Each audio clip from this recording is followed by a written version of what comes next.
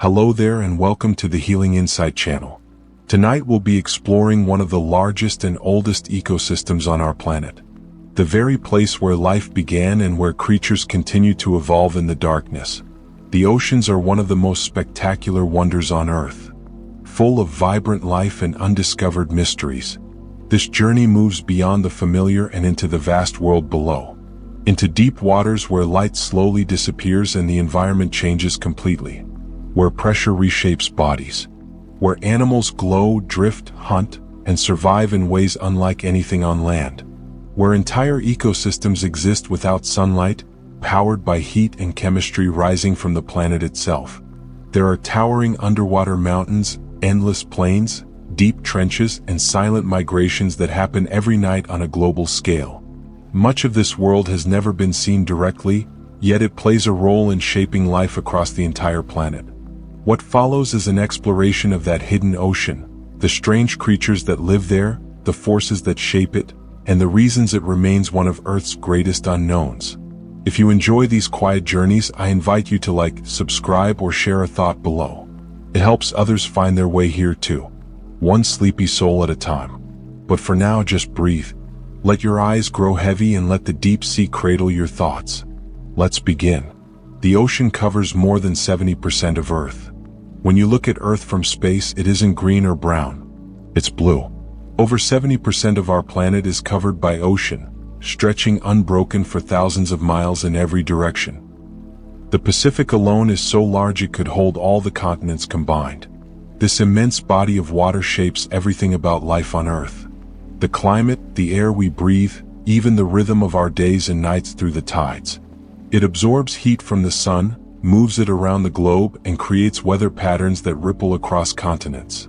And yet, when we stand on the shore, it feels like a horizon, a boundary, the edge of the world. But the truth is, it's the ocean that defines our planet. Earth isn't just a rocky sphere in space. It's a water world. We have explored less than 5% of it. Despite all our satellites, submarines, and scientific advances, we've seen only a fraction of what lies beneath the surface.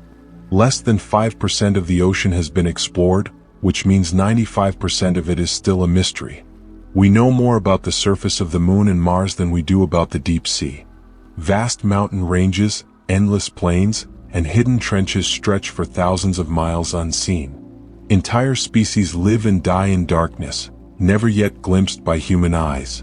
Each expedition reveals creatures so strange they seem like science fiction. Transparent jellyfish, glowing predators, and fish with anatomy unlike anything on land. The ocean is not just unexplored. It's almost entirely unknown. And that means every dive is like stepping onto an undiscovered planet with secrets waiting in the dark. We've mapped more of Mars than our own ocean floor. It may sound unbelievable, but we know more about the surface of another planet than we do about the seafloor beneath our own. Thanks to orbiters and satellites, over 99% of Mars has been mapped in high resolution. The ocean floor only about a quarter. Much of it remains an indistinct blur, inferred from satellite gravity readings or sonar echoes. We've explored the deep with robots and submarines, but the scale is staggering. Earth's oceans cover over 70% of the surface, and their depths are difficult and expensive to reach. As a result, there are canyons, mountains, and entire ecosystems we've never seen. New species are discovered every time we look. In a way, the deep ocean is our last true frontier, an alien world at the bottom of our own. And it lies just beneath our feet, quietly waiting to be understood. In the deep, pressure can crush a submarine like a can. As you descend into the deep ocean, pressure increases fast and dramatically. Every 10 m down adds another full atmosphere of pressure, the equivalent of the weight of the entire sky. By the time you reach just a kilometer deep, the pressure is 100 times what we feel at sea level. Go farther and it becomes thousands of times greater. At the deepest trenches, the force is more than 8 tons per square inch. Enough to crush steel, collapse submarines, and turn hollow objects into twisted wreckage. But astonishingly, life survives, even thrives under these extremes. Creatures down here are soft-bodied, boneless, and uniquely adapted. Their biology is shaped by compression. Their movements slow and ghost-like. For us, this realm is lethal. For them, it's home. The crushing weight of the deep is one of its defining features, and one of its greatest mysteries. The ocean's deepest point could swallow Everest with room to spare. The Mariana Trench in the western Pacific Ocean holds the record for the deepest point on Earth. At its lowest measured spot, the Challenger Deep, the ocean plunges to nearly 11,000 m. If you placed Mount Everest inside it, the peak would still lie more than 2 kilometers below the surface. This trench is not just deep, it's profoundly alien. Temperatures hover near freezing. The pressure is extreme. And yet, even here, life persists. Microbes thrive in the mud. Arthropods and strange fish flit through the dark, and we've only just begun to explore it. Fewer people have visited the Challenger Deep than have walked on the moon. Each descent requires precision engineering and nerves of steel. But with each journey, we learn more about the limits of life, the shape of the planet, and what waits at the bottom of the world. Life flourishes there without a single ray of sunlight. Sunlight is the engine of life on land and in the ocean's upper layers. But in the deep, light never comes. And yet, astonishingly, life continues without photosynthesis. Instead, deep-sea ecosystems run on chemosynthesis, a process where bacteria feed on chemicals like hydrogen sulfide, which bubble up from hydrothermal vents. These bacteria become the base of the food web, nourishing creatures that have never seen the sky. Some animals, like giant tube worms, don't even have mouths or digestive systems. Instead, they host bacteria inside their bodies and absorb energy directly from them. This partnership between microbe and host allows entire ecosystems to bloom in the dark. These strange, sunless communities have reshaped our understanding of biology and the possible conditions for life beyond Earth. If life can exist here, it might exist in the deep oceans of other worlds too. The ocean soundscapes are as complex as forests. When we think of the ocean, we often imagine silence. But to a hydrophone and underwater microphone, the sea is alive with sound. Whales sing in deep, haunting tones that travel across entire oceans. Dolphins click and whistle. Shrimp snap their claws like underwater fireworks, and fish croak, grunt, or drum on their own bodies. Together, these voices create soundscapes as rich and layered as the calls of birds in a rainforest. The ocean is never truly silent. Sound travels farther and faster in water than in air, making it the primary language of the sea. For creatures living in darkness, sound is sight, communication, and connection all at once. To drift in these soundscapes is to hear the ocean breathing, humming, and whispering with life. A chorus that has been singing for millions of years beneath the waves we barely know. Entire continents drift on plates beneath the sea. The ocean is not just a surface of water. It is the skin of a living, shifting planet. Beneath it lie tectonic plates, enormous slabs of rock that move slowly over Earth's mantle. These plates carry entire continents with them, drifting a few inches each year. Over millions of years, they break apart, collide, and reshape the face of the Earth. Oceans open and close like slow breaths, and mountains rise from the sea. The Atlantic Ocean, for example, is still widening today as the plates on either side move apart. This drifting explains why fossils of the same species can be found on continents now separated by thousands of miles of ocean. To imagine continents floating on vast plates of stone is to see Earth as alive, always changing. The ocean is not just a boundary between lands, but the stage where worlds are formed. The ocean still holds mysteries we cannot yet imagine. For all our ships, satellites, and submarines, most of the ocean remains unexplored. More than 95% of it is still a mystery.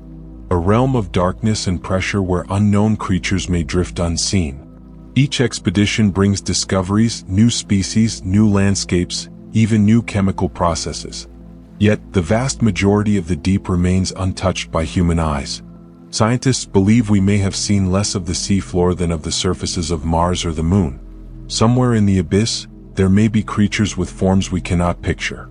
Ecosystems unlike anything we know. The ocean is a reminder that our planet still holds secrets. That mystery is not confined to distant galaxies. To close your eyes and imagine the unknown depths is to feel wonder and to dream of what might still be waiting in the silent dark. The sea is both our origin and our future. Every life on Earth traces its beginnings back to the sea. Billions of years ago, The first living cells floated in its waters, nourished by the chemistry of the deep. From those tiny sparks, all plants, animals, and humans eventually arose. Even now, the ocean sustains us, giving us food, oxygen, and a stable climate. And as we look toward the future, the ocean may again hold the key to our survival. Its currents regulate the planet's temperature. Its ecosystems support our fisheries, and its depths may one day reveal medicines, energy sources, or even clues to life on other worlds. To stand on the shore is to stand at the edge of both our past and our destiny. The ocean is not just where life began. It is where life continues and where humanity's future may ultimately return. Other creatures are nearly invisible, and that's on purpose. In a place with no shelter, no rocks or coral to hide behind, the best defense is to vanish completely. Many deep-sea creatures have evolved bodies that are almost perfectly transparent. Their skin, muscles, and even some internal organs are made of jelly-like material that barely bends or reflects light. The result is a near-invisible body that predators can't easily detect. Some fish are so transparent you can see their skeletons. Others, like the glass squid, are nearly invisible except for their eyes, which they disguise using mirrors or special pigments. Even their blood lacks pigment to reduce visibility. In the deep ocean, visibility isn't just about hiding from predators. It's about survival at every level. To float unseen through a world without shadows is a powerful adaptation. In the quiet dark, transparency becomes a form of armor. Elegant, ghostly, and nearly perfect. The gulper eel can open its mouth wider than its own body. The gulper eel is one of the deep sea's most surreal residents. A shadowy creature with a whip-like tail and a ballooning jaw. Its mouth is so massive it can open wider than the eel's entire body, forming a kind of living fishing net. Despite its fearsome appearance, the gulper eel is not a fast hunter. Instead, it drifts through the blackness, waiting for small fish or shrimp to swim by. Then, with one sudden motion, it opens its enormous mouth and gulps. Its body can stretch to hold surprisingly large meals, making it a master of rare opportunities in a world where food is scarce. It also has a bioluminescent lure at the tip of its tail, a glowing dot that it can wave to attract prey. In the still black waters of the abyss, the gulper eel is part monster, part illusion, and entirely real. Every night, deep creatures rise toward the moonlight. When the sun sets and the ocean surface grows dark, something extraordinary happens in the deep. Millions of creatures, fish, squid, jellyfish, and plankton begin to rise. Slowly, silently, they migrate upward from the twilight zone to feed in the nutrient upper layers. It's called the Deal vertical migration, and it's the largest movement of animals on Earth. This nightly journey happens across the globe from the tropics to the poles and repeats every 24 hours like a planetary heartbeat. The creatures rise to feed under cover of darkness, then retreat again before dawn to avoid predators. It's a delicate dance between hunger and safety, light and shadow. Most of it is invisible to us, hidden beneath waves and moonlight. But this migration shapes ecosystems, affects carbon cycles, and keeps the deep connected to the surface. In the ocean's rhythm, night is the time to rise. This nightly migration is the largest on the planet. Each evening, trillions of marine animals ascend from the deep. Not just a few meters, but sometimes up to a kilometer or more. The sheer scale is staggering. Imagine every living human being rising and falling in perfect synchrony every night. Now multiply that by 1,000. This vertical migration moves more biomass, more total living matter than any other daily movement on Earth. It helps regulate the planet's climate by transferring carbon from the surface into the deep ocean where it can remain for centuries. And it does all this in near total silence far from human eyes. Creatures like lanternfish, hatchetfish, and tiny crustaceans make this trek under the cover of darkness, guided by cues we barely understand. Perhaps temperature shifts or the faint rise of moonlight. It's one of the most important processes on the planet, and we're only beginning to understand how it works. Starfish can regrow entire arms. In the tide pools and shallow seas, starfish crawl slowly across the rocks, their arms stretching like rays of the sun. These creatures possess a remarkable ability. If they lose an arm, they can regrow it completely. In some cases, A single arm can even regenerate into a whole new starfish given enough time. This power comes from their incredible ability to regenerate cells, rebuilding not only muscle and skin, but also their internal structures. For starfish, this isn't just a trick, it's a survival strategy. When attacked by predators, they can sacrifice a limb and later grow it back. Watching a starfish move with calm determination, you might never guess the quiet resilience hidden in its body. Their ability to heal and renew themselves is a gentle reminder of nature's patience and of the hidden powers life can carry within. Some octopuses carry coconut shells as tools. The octopus is known for its intelligence, but perhaps one of its most charming traits is its resourcefulness. In the waters of Indonesia, scientists have observed octopuses carrying coconut shells across the seafloor. They use their arms to tuck the shells underneath their bodies, shuffling along awkwardly while transporting them.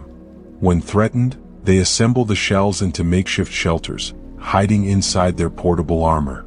This is one of the clearest examples of tool use in the ocean. A creature not just reacting to its environment, but actively shaping it to its advantage. The sight is strangely endearing, like watching a traveler carry a suitcase. In the dark and shifting world of the sea, where danger can come from any direction, the coconut octopus has learned to bring safety with it. A reminder that intelligence takes many forms. Even in the silent deep, they can solve puzzles and escape from tanks. Octopuses are masters of problem solving. In aquariums around the world, keepers tell stories of octopuses that unscrew jar lids, lift latches, and even sneak out of their tanks at night. Some have been found wandering the floor, exploring pipes, or slipping into neighboring enclosures to steal food. Their arms are lined with hundreds of suckers, each capable of tasting and touching independently, like having 8 curious hands. But it's not just dexterity. Octopuses seem to think they learn from experience, remember solutions, and adapt to new challenges. Watching an octopus carefully unscrew a jar to reach a crab inside feels almost human. A glimpse into a mind both alien and familiar. In the silent waters of their tanks, they remind us that intelligence is not ours alone. It is a thread woven through the ocean in forms we are only beginning to understand. An octopus has 3 hearts and blue blood. The octopus is unlike almost any other creature on Earth. Inside its body, not 1 but 3 hearts beat. 2 of them pump blood through the gills while the third pumps it through the rest of the body. Even stranger, their blood is not red like ours, but blue. This is because it uses copper rather than iron to carry oxygen. Copper works better in the cold, oxygen-poor waters where many octopuses live. When an octopus swims, one of its hearts actually stops beating, only to start again when it rests. These creatures are reminders that life is endlessly inventive, shaping organs and systems to fit the needs of each environment. To imagine blood running blue instead of red and a rhythm powered by 3 separate hearts is to gloss just how many ways life has found to thrive beneath the waves. One strange underwater sound was dubbed the bloop. In 1997, a strange and powerful sound was detected by underwater microphones in the South Pacific. It was low, deep, and loud. So loud, in fact, that it was picked up by sensors over 5,000 kilometers apart. Scientists called it the bloop. At first, it baffled researchers. The sound had characteristics similar to those of an animal core, but no known creature could produce a sound so powerful. Was it a whale? A seismic event? Something unknown? Speculation ranged from deep-sea monsters to undiscovered leviathans. Eventually, the best theory pointed to the cracking and collapse of massive Antarctic icebergs. But for years, the bloop captured the imagination of oceanographers and science enthusiasts alike. It reminded us that the ocean can still surprise us, that sometimes a single unexplained sound can echo through both water and wonder, stirring the imagination as much as the ear. Some fish communicate by drumming on their own bodies. While whales sing and dolphins click, some fish have evolved much stranger ways to communicate. They drum. Using special muscles attached to their swim birds, the internal sacs that help control buoyancy. These fish can create rhythmic thumps, pulses, or grunts. It's a bit like beating a drum from the inside out. These sounds can serve many purposes, attracting mates, defending territory, or signaling distress. The toadfish, for example, makes a humming call so loud it can be heard through the hulls of boats. Other fish use short bursts to coordinate with the group or ward off intruders. In the dark, noisy world of the ocean, sound becomes a private language, one that's often overlooked by human observers. These simple drumming rhythms are reminders that even the quietest fish may have a voice, if only we know how to listen for it. Whales dive for miles to sing where no light reaches. Among the deepest divers in the animal kingdom are whales, especially species like the sperm whale and the Kuyer's beaked whale, which can dive over 3 kilometers beneath the surface. They go there to hunt, to hide, and in some cases to sing. Whale song is one of the most haunting and beautiful sounds in nature. Long echoing calls that can travel for thousands of kilometers. Some whales dive deep before they begin singing, where ambient noise is lower and the sound can carry farther. These songs may serve many functions, attracting mates, locating others, or mapping the sea using echoes. They're so complex that they may even contain dialects or patterns that change over time. In the dark silence of the abyss, a single whale's voice can fill the water like music in a cathedral. It is sound without light, language without land. Giant squid were once sea monsters until we filmed them alive. For centuries, giant squid were the stuff of sailors' nightmares, glimpsed in fragments, washed ashore in pieces, or tangled in fishing nets. They were called kraken, leviathans, monsters of the deep. No one had seen one alive in its natural habitat until 2012, when Japanese researchers captured the first video of a living giant squid filmed over 600 meters below the surface. What they saw was dazzling, a sleek, graceful creature with shimmering skin and eyes the size of basketballs. Its arms moved like ribboned silk, trailing hundreds of tiny suction cups. It wasn't a monster. It was a mystery made real. The deep sea still holds many secrets. But the giant squid is no longer just a legend. We've seen it. And that glimpse confirmed what mariners had whispered for centuries: that something enormous waits in the dark. Reef-building corals are under threat from warming seas. As beautiful as coral reefs are, they are also fragile. Corals live in partnership with tiny algae that provide them with food and brilliant color. But when ocean temperatures rise even slightly, the corals become stressed and expel their algae. Without their partners, they turn ghostly white, a process called coral bleaching. If the heat continues, the corals starve and die, leaving behind barren skeletons. In recent decades, warming seas have caused mass bleaching events across the globe, threatening reefs that have stood for thousands of years. Yet there is hope. Some corals are more resilient, capable of withstanding higher temperatures, and scientists are working to protect and restore reef ecosystems. The fragility of corals reminds us that the ocean, for all its power, is also delicate. A living system that depends on balance, and one we are called to care for. Entire atolls are built on ancient volcanic foundations. Scattered across the Pacific are rings of islands that look like necklaces floating on the sea. These are atolls, circular chains of coral that enclose tranquil lagoons. Atolls are born from volcanoes. Long ago, volcanic islands rose from the sea and corals began to grow around their edges. As the volcano slowly sank beneath the waves, the corals continued to build upward, keeping pace with the rising water. Over millions of years, the volcanic island disappeared beneath the surface, leaving behind a near ring of coral. The result is a natural wonder, an atoll with calm waters at its heart and the open ocean beyond. To walk across Aol is to stand on the memory of a volcano transformed into a paradise of sand, palms, and coral.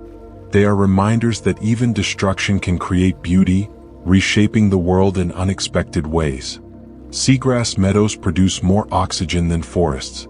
Beneath the waves, vast meadows of seagrass sway with the current. These underwater plants may seem unremarkable compared to coral reefs or kelp forests, but they are quiet giants in Earth's story. Seagrasses photosynthesize, drawing in carbon dioxide and releasing oxygen. In fact, per square meter, they can produce more oxygen than tropical rainforests. These meadows also act as nurseries, sheltering young fish, seahorses, and turtles among their waving blades. Their roots stabilize the sandy seabed, protecting coastlines from erosion. And they store huge amounts of carbon, locking it away in the sediment for centuries. Yet seagrass meadows are disappearing worldwide due to pollution and coastal development. Protecting them means protecting one of Earth's most important life support systems. To drift above a seagrass meadow is to float over a hidden forest, alive with movement, feeding the air we breathe and keeping our planet in balance. Mangroves protect coastlines from storms. Along tropical shores, mangrove forests stand with their roots tangled like intricate sculptures, half in the water and half on land. These remarkable trees are natural guardians of the coast. Their roots act like living barriers, absorbing the force of waves and storm surges, protecting inland communities from flooding and erosion.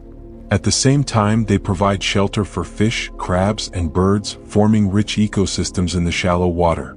Mangroves are also powerful carbon sinks, capturing and storing carbon dioxide in their soil and roots. Yet, like coral reefs, they are under threat from development and climate change. To walk among mangroves is to feel the meeting of land and sea, where trees grow in salt water and roots cradle entire ecosystems. They are protectors and providers, reminders that nature has its own defenses, and that the ocean's edge is alive with resilience. Rivers and lakes exist at the bottom of the sea. It sounds impossible, but it's true.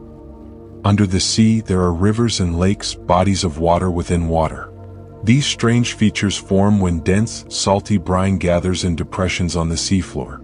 Because the brine is heavier than the surrounding seawater, it doesn't mix easily.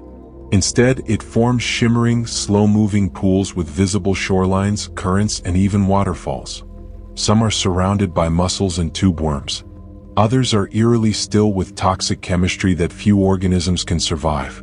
Divers and submarines that approach often report a surreal sight, the sensation of flying over a separate sea. These lakes can be tens of meters deep and hundreds wide, complete with waves and ripples. It's a layered world within a world, like a secret ocean hiding inside another. In the deepest reaches of Earth, water doesn't always behave the way we expect. Some undersea pools are so salty they're toxic. At certain depths, the ocean hides something astonishing. Brine pools, where salt concentrations are so high that the water becomes heavier than the sea around it. These pools can be several times salter than normal seawater, forming dense lakes on the seafloor that don't mix with the ocean above. The chemistry inside is often lethal to most marine life, lacking oxygen, laced with hydrogen sulfide, and nearly still. Some creatures have adapted to live at the pool's edges, but any fish that wanders too far inside may never come out.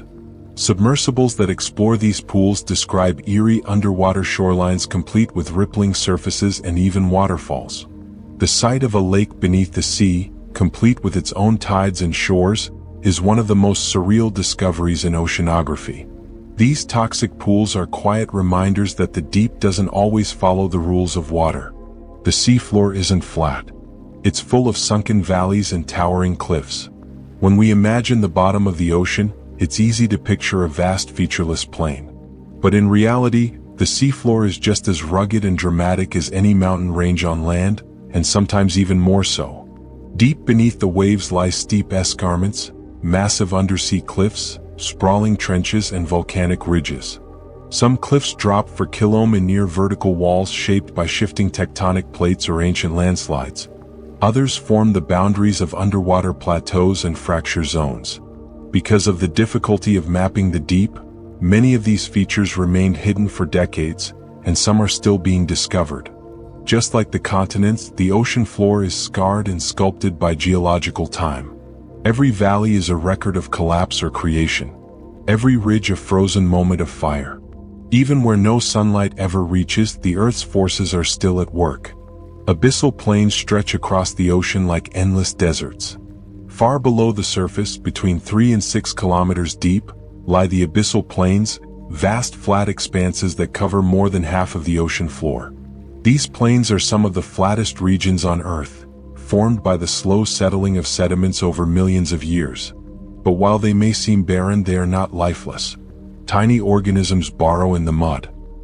Scavengers patrol the darkness. Occasional whale falls create oases of life.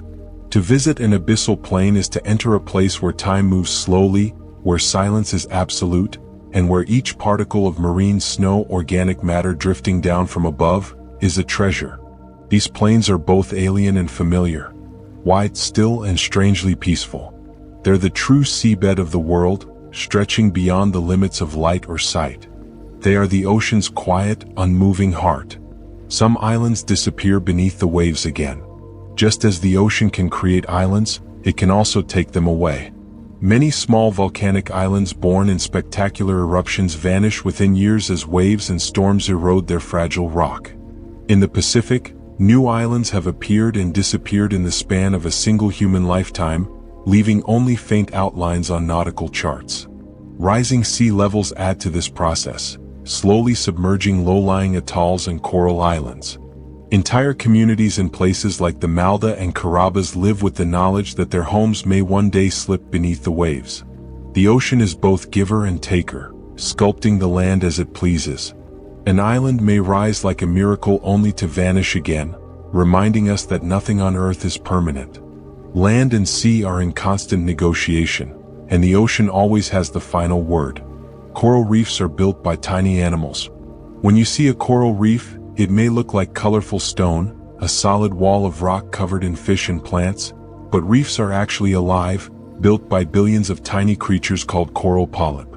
Each polyp is a small animal related to jellyfish with soft bodies that secrete limestone skeletons. Over time, these skeletons accumulate, stacking into massive structures that can stretch for hundreds of miles. The reef becomes a living city, growing slowly over centuries as each new generation of polyp builds upon the last. The colors we see come from the algae that live inside the corals, giving them food through photosynthesis. Reefs are not just beautiful, they are vital, providing shelter and nurseries for countless marine species. To swim among coral is to wander through an ancient living cathedral built one tiny creature at a time across centuries of patience. They support a quarter of all marine species. Though coral reefs cover less than 1% of the ocean floor, they are home to about a quarter of all marine life. Fish of every color dart between the branches. Sea turtles glide gracefully overhead, and tiny creatures build their homes among the coral. This astonishing density of life has earned reefs the nickname rainforests of the sea. For humans, they are equally important. Reefs provide food, protect coastlines from waves, and support millions of people who depend on them for fishing and tourism. Yet they are fragile, threatened by warming waters and pollution. When corals die, entire ecosystems can collapse, leaving silence where once there was life. To imagine a reef is to imagine abundance. A kaleidoscope of colors, shapes, and movements, all woven together into a single living system. They remind us how rich and interconnected life in the ocean can be. Some corals glow under ultraviolet light. When corals are bathed in ultraviolet light, something magical happens. Their surfaces shimmer with neon colors, glowing greens, blues, and reds that look almost otherworldly. This glow comes from special proteins within the coral that absorb UV radiation and remit it as visible light. Scientists believe this bioluminescence may help protect corals from harmful sunlight or perhaps attract the tiny algae that live inside them. To divers exploring reefs under special lights, it feels like stepping into a dream where the ocean floor shines like a field of stars. These glowing corals are not just beautiful. They hold secrets that may one day help humans develop new medicines and technologies. In their light, we see both the creativity of nature and the endless curiosity it inspires, reminding us that even the smallest creatures can shine with cosmic brilliance. Others feed on nothing but falling dust. Many deep-sea creatures don't hunt, chase, or bite. Instead, they wait. They feed not on other animals, but on tiny particles drifting down from the upper ocean. A slow, steady rain of organic matter known as marine snow.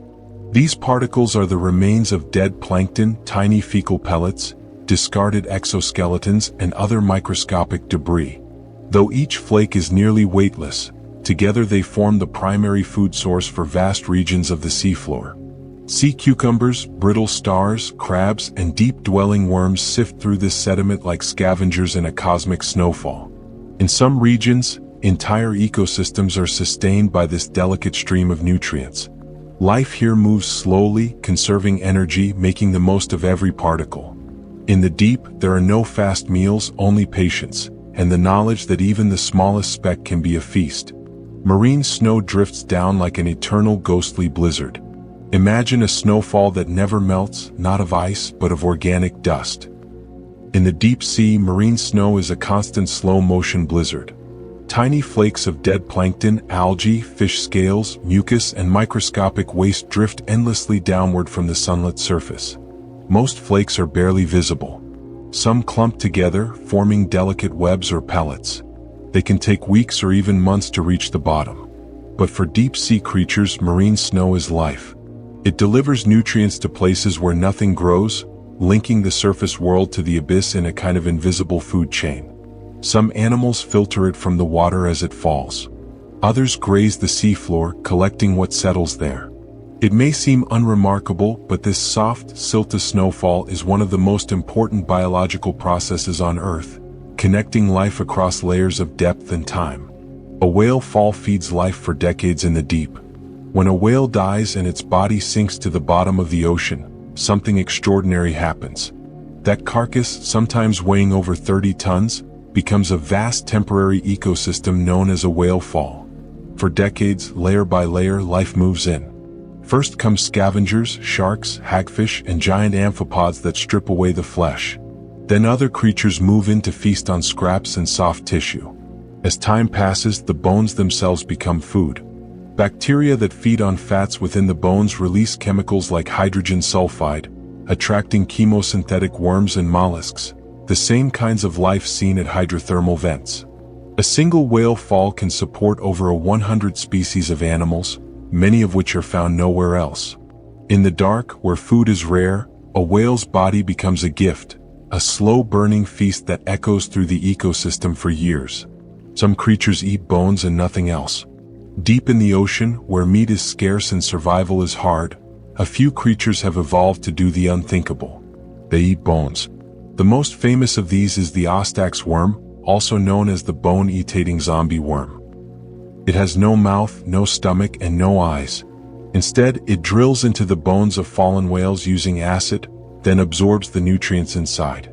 To do this, it relies on symbiotic bacteria that help it digest fats and collagen. These worms grow root-like tendrils that anchor into the bone while feathery plumes extend from their bodies to extract oxygen from the water. They are delicate, ghostly, and oddly beautiful. A perfect example of life adapted to extremes. In a world where food arrives once in a generation, nothing is wasted. Even bones become a banquet. Even decay becomes life. The Southern Ocean encircles Antarctica with endless winds. At the bottom of the world lies a restless ocean unlike any other. The Southern Ocean circles Antarctica completely unbroken by continents. Because of this, its currents can race all the way around the globe, creating the strongest continuous flow of water on Earth. These currents connect the Atlantic, Pacific, and Indian Oceans, mixing their waters and regulating Earth's climate. The winds above the Southern Ocean are equally powerful, whipping the seas into towering waves that crash against the icy continent. Despite the harshness, life thrives here. From vast colonies of penguins to pods of orcas and humpback whales, the Southern Ocean is a reminder that even at the planet's edge, where cold and wind seem unrelenting, the sea remains alive, circling endlessly. It is like a grid belt of water and air, binding Earth's oceans into a single living system that never stops moving. The Arctic Ocean is covered by shifting ice. The smallest of Earth's oceans, the Arctic, is capped by a vast sheet of floating sea ice. This frozen lid is never still. It cracks, drifts, and reforms with the seasons, creating a shifting, ever-changing landscape. In summer, the ice retreats, opening passages of water and exposing hidden ecosystems beneath. In winter, it expands again, stretching into a frozen desert. Beneath the ice, life carries on in quiet resilience. Plankton bloom in the sunlight, filtering through the ice. Fish glide below, and seals hunt in the cold, silent dark. Polar bears wander across the frozen surface, depending on the ice to hunt. As the climate warms, the Arctic Ocean is changing faster than almost any other place on Earth. The melting ice is a reminder that this frozen sea is not eternal. It is fragile, shifting, and deeply connected to our world's future. The ocean's surface hides mountain peaks taller than the Alps. The ocean may look flat and endless from above, but beneath its surface lie mountains taller than the Alps. Seamounts, underwater mountains formed by volcanic activity, rise thousands of feet from the seafloor. Many never reach the surface, their peaks hidden just below the waves. Some are higher than Mount Rainier, yet completely invisible from land. These seamounts create unique ecosystems as currents swirl around them, bringing nutrients that attract fish, corals, and whales. Entire communities form in these hidden places, thriving in the shadow of underwater peaks. To think that such towering mountains exist, unseen beneath the waves, is humbling. They remind us that most of Earth's wonders remain hidden from sight. The next time you gaze at the horizon, remember just below that calm surface, peaks taller than alpine summits rise silently through the deep, unseen, and unknown. Some trenches are so deep they could swallow Mount Everest. The ocean is home to immense chasms that make even the greatest mountain seem small. The Mariana Trench, the deepest known, plunges nearly 7 miles beneath the surface. If Mount Everest were placed inside, its peak would still be submerged by more than a mile of water. These trenches are formed where tectonic plates collide, forcing one beneath the other into the Earth's mantle. They are some of the most extreme environments on the planet, dark, cold, and under crushing pressure. Yet even here life exists. Strange organisms cling to the rocks, feeding on nutrients that drift down from above or emerge from deep within the earth. These trenches are not just scars on the sea floor, but doorways into the unknown. To imagine their depth is to imagine standing at the base of Everest and still looking up through miles of dark water. Cold and darkness slow down time for living things. Life in the deep ocean moves at a different pace. Temperatures often hover just above freezing and light never penetrates past a certain depth. These conditions change everything, especially time. Cold temperatures slow metabolic rates, allowing animals to conserve energy and reduce wear on their cells. Many deep-sea creatures grow slowly, reproduce rarely, and live for decades or even centuries. A single meal might last for weeks. A generation might stretch across half a century. In the absence of light and warmth, evolution favors stillness, patience, and endurance. What feels like a moment on the surface might be a year in the deep. This slowness is not a weakness, it's a strategy. In a world where food is rare and change is gradual, living slowly means living well. In the deep, time flows like the cold water, vast, gentle, and unhurried. Some fish survive by producing their own antifreeze. In the coldest parts of the ocean, where temperatures dip below freezing, many fish would freeze solid without special adaptations. But some have evolved a clever solution: antifreeze proteins. These proteins circulate in their blood and tissues, binding to ice crystals and preventing them from growing. It's the same basic principle as the antifreeze in a car, but far more elegant. These antifreeze-producing fish are found in polar oceans and deep frigid waters. Their bodies remain soft and flexible even in the cold, allowing them to move, feed, and survive in environments that would otherwise be fatal. Scientists have even studied these proteins to improve cryopreservation techniques on land. It's a reminder that extreme cold isn't always a barrier. In nature, it's a challenge, and evolution loves a challenge. Where ice would stop most hearts, these fish keep swimming. Others are so soft they'd collapse if brought to the surface. Some deep-sea creatures are made almost entirely of gelatinous material, soft, delicate, and nearly formless. At great depths, this softness is an advantage. Without a rigid skeleton, they can resist the crushing pressure simply by being flexible. But if they were suddenly brought to the surface, they'd collapse. Not from injury, but because their bodies depend on high pressure to maintain shape. The famous blobfish, for example, looks like a saggy cartoon on land, but at its natural depth, it's sleek and well-formed. Other creatures like certain jellies or cone jellies would disintegrate almost instantly in normal air pressure. These animals have evolved for one specific environment, the deep. Their beauty is fragile. Their survival is precise, and their bodies are shaped by forces most of us will never feel. The invisible weight of miles of water pressing in from all sides. Some deep creatures have no bones at all. In the crushing pressure of the deep ocean, softness becomes a form of strength.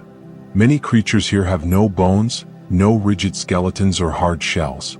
Instead, they're made of soft tissues, cartilage, or gelatinous material that can bend and flex with the water around them. This makes them incredibly pressure tolerant. While a bony body might crack or collapse, these creatures simply compress and expand as needed. Some look like drifting ghosts. Others resemble ribbons, umbrellas, or glass sculptures. Their softness isn't a flaw. It's an exquisite adaptation. Even fish that do have skeletons often have lightweight, flexible bones or reduced structures that give them more mobility and less fragility. In the deep, structure is secondary. Survival means yielding to the environment, moving with the currents, and staying quiet in the dark. These soft-bodied wonders remind us that vulnerability can also be resilience. Entire ecosystems exist with no sunlight ever. Most of life on Earth depends on sunlight. Plants capture it, animals eat the plants, and the cycle continues. But deep in the ocean, far beyond the reach of even the faintest ray, entire ecosystems exist in complete and permanent darkness. These aren't just a few stray species. Around hydrothermal vents and cold seeps, scientists have found dense communities of life. Tubios, shrimp, crabs, mussels, and strange fish. There are no photosynthetic plants, only organisms that live by chemosynthesis using chemical energy instead of light. These ecosystems don't depend on the surface at all. They form their own closed worlds powered by the heat and elements leaking from inside the Earth. When these environments were first discovered in the 1970s, they upended our understanding of what life needs. And they offered a possibility even more profound that life might not need sunlight at all. Instead of photosynthesis, life down there runs on chemistry. Sunlight fuels almost every food chain on the planet except in the deep ocean. Here, something remarkable happens. Life runs on chemistry. Around hydrothermal vents and methane seeps, microbes use the energy stored in chemicals like hydrogen sulfide, methane, and iron to create organic matter. This process called chemosynthesis allows life to flourish without the sun. It's similar to photosynthesis, but instead of light, it uses molecules from the Earth itself. These chemosynthetic microbes form the base of entire ecosystems, feeding tubeworms, clams, and crustaceans that gather in dense colonies around vents. It's a different kind of energy, ancient, elemental, and invisible, and it may be one of the earliest forms of life on Earth. Some scientists even believe chemosynthesis could support life on other planets or moons. In the deep sea, chemistry becomes cuisine, and life rewrites the rules of survival. Microbes feed on sulfur that leaks from Earth's crust. At hydrothermal vents, the water gushing out isn't just hot. It's full of dissolved minerals, including toxic chemicals like hydrogen sulfide. This gas would be deadly to most surface life. But in the deep, certain microbes have evolved to feed on it. These sulfur-loving bacteria form dense maps on rocks, cope vent chimneys, and even live inside the tissues of larger animals. They use the energy from the sulfur to fuel chemosynthesis, creating sugars and organic molecules that support other life. Some tubeworms have no mouths or digestive systems at all. Instead, they house these microbes within their bodies and absorb the nutrients they produce. It's a remarkable partnership. Sulfur from the earth, microbes from the deep, animals from the dark. Together, they form ecosystems as rich and complex as any coral reef without ever needing light. These tiny organisms power entire deep-sea food webs. In the deep, where no light penetrates, the smallest creatures often carry the greatest weight. Chemosynthetic microbes, though invisible to the naked eye, form the base of deep-sea food chains around vents and cold seeps. They transform toxic chemicals into energy, producing organic matter that feeds shrimp, crabs, mollusks, and other vent dwellers. These in turn feed larger predators like deep-dwelling fish or octopuses. Every life form in the system ultimately depends on the microbes, even if they never interact directly.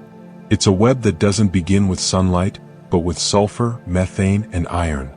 Without these microscopic powerhouses, the vent communities would collapse. Their role is quiet, constant, and vital. And because chemosynthesis might predate photosynthesis, these microbes may represent one of life's oldest strategies, a kind of living memory from the earliest oceans.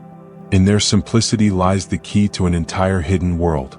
Cold water corals build vast cities in the dark. Coral reefs aren't just tropical.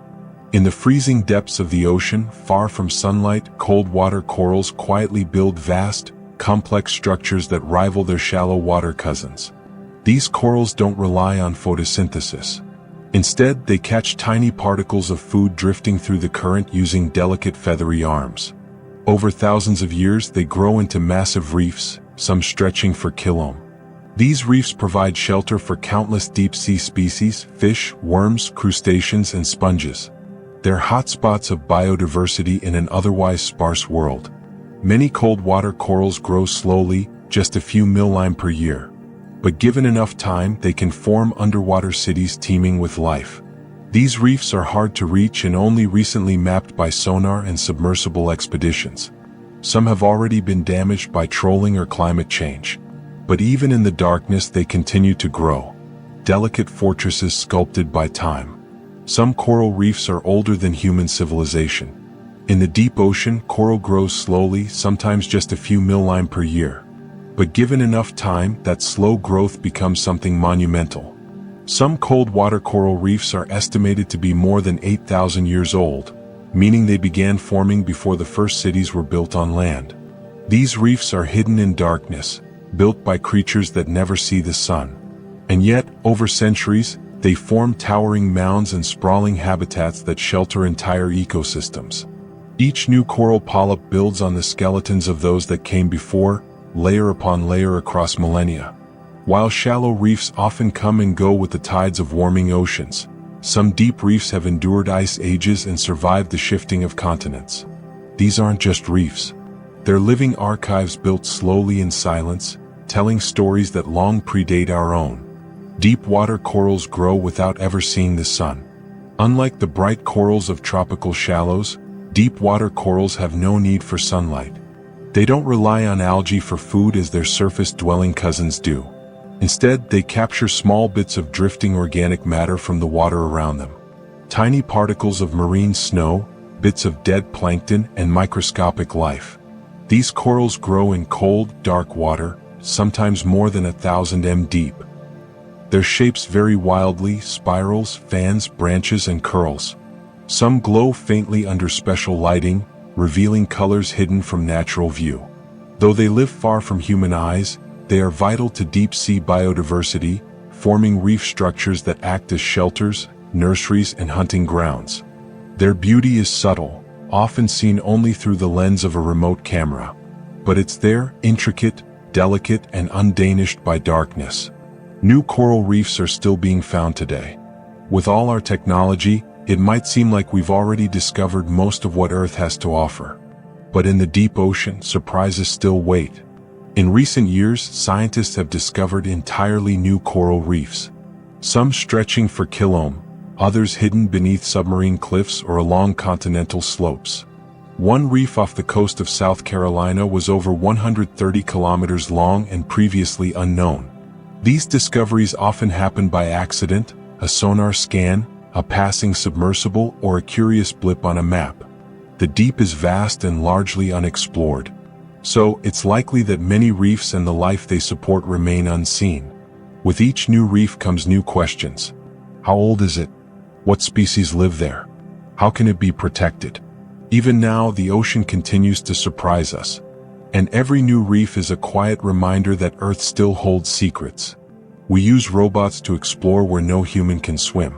The deep ocean is a place of extremes: freezing temperatures, intense pressure, and absolute darkness. It's no place for unprotected humans. So instead, we send robots. These machines, called ROVs, remotely operated vehicles, are equipped with cameras, lights, robotic arms, and sensors. Piloted from ships at the surface, they can dive for hours or even days, transmitting real-time video and data from miles below. Some can hover above vents. Others collect samples, measure temperature, or map terrain with sonar. They've been used to discover new species, study deep-sea ecosystems, and even locate shipwrecks lost for centuries.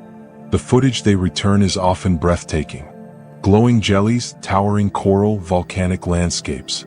These robots don't just extend our reach. They extend our imagination in a world we cannot visit ourselves. They go in our place, eyes in the dark, explorers of the unseen. Some drones dive for hours, beaming back glimpses of the unknown. Many of today's deep-sea drones are autonomous, meaning they don't need constant human control. These AUVs, autonomous underwater vehicles, follow programmed paths, gliding through the ocean in search of data. Some map the seafloor in high resolution. Others measure temperature, salinity, or chemical signatures in the water. Equipped with cameras, lights, and sensors, they can drift through the abyss for hours, even days, sending their findings back via satellite when they return. These drones can explore tight spaces, follow currents, and enter regions that would be too risky for human divers or tethered robots. They found hydrothermal vents, coral gardens, and entire ecosystems we didn't know existed. And with every mission they teach us something new. In the deep, where even light cannot go, machines carry our curiosity, quietly charting a world we've only just begun to understand.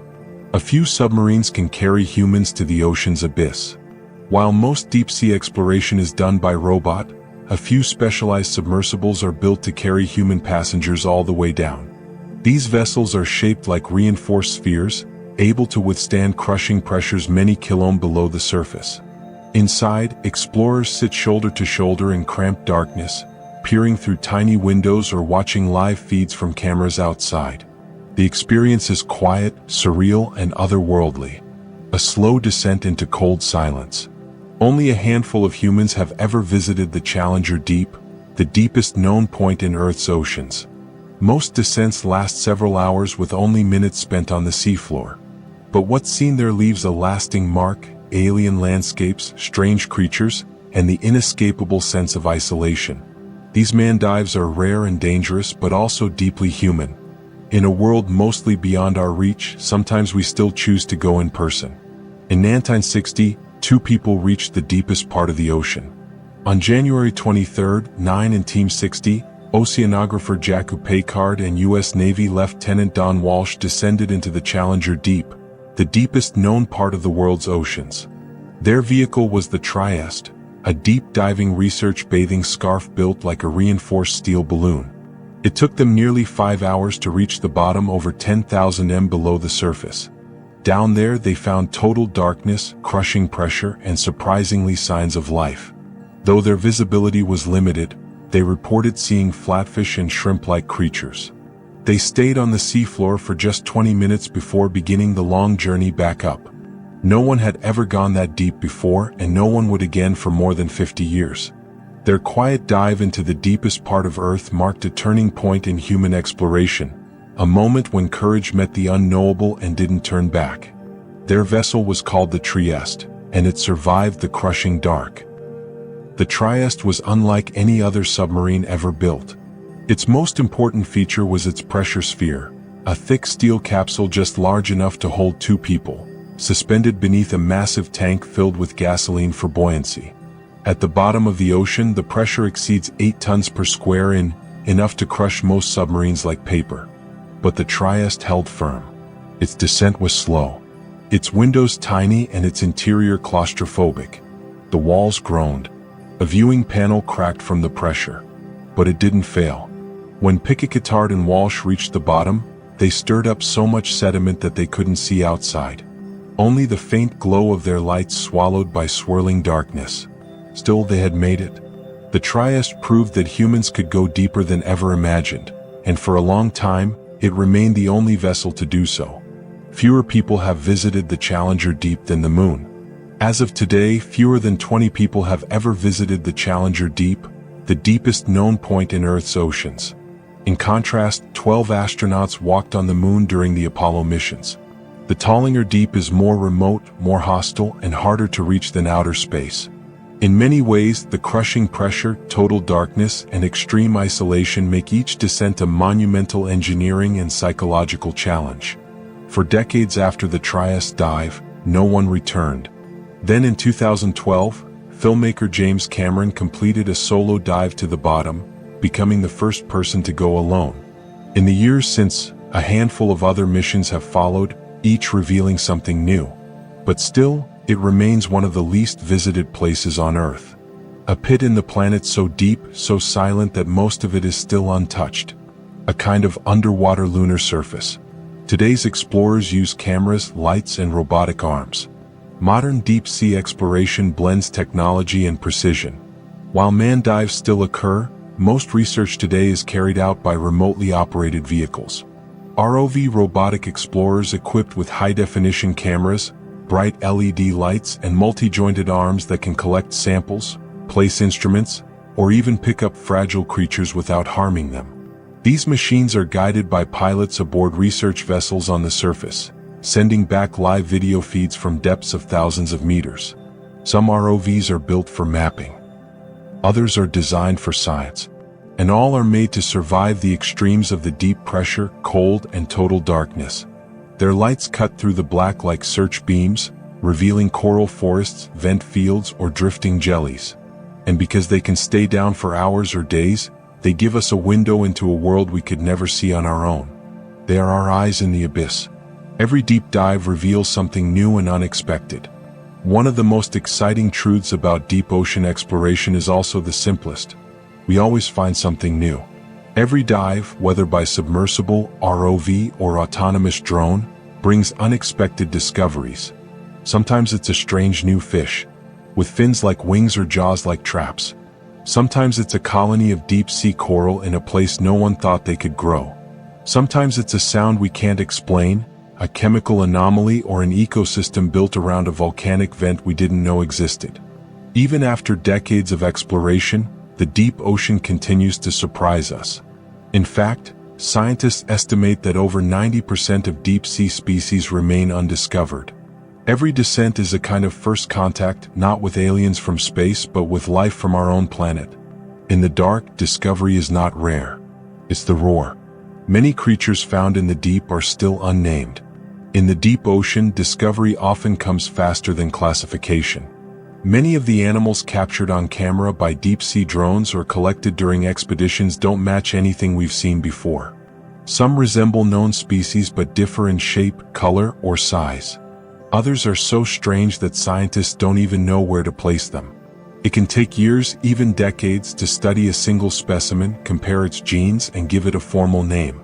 In the meantime, researchers give them nicknames. Dumbo, octopus, psychedelic jelly, gummy squirrel. These placeholders remind us that we're still early in our understanding. The deep sea is full of creatures that science hasn't yet described.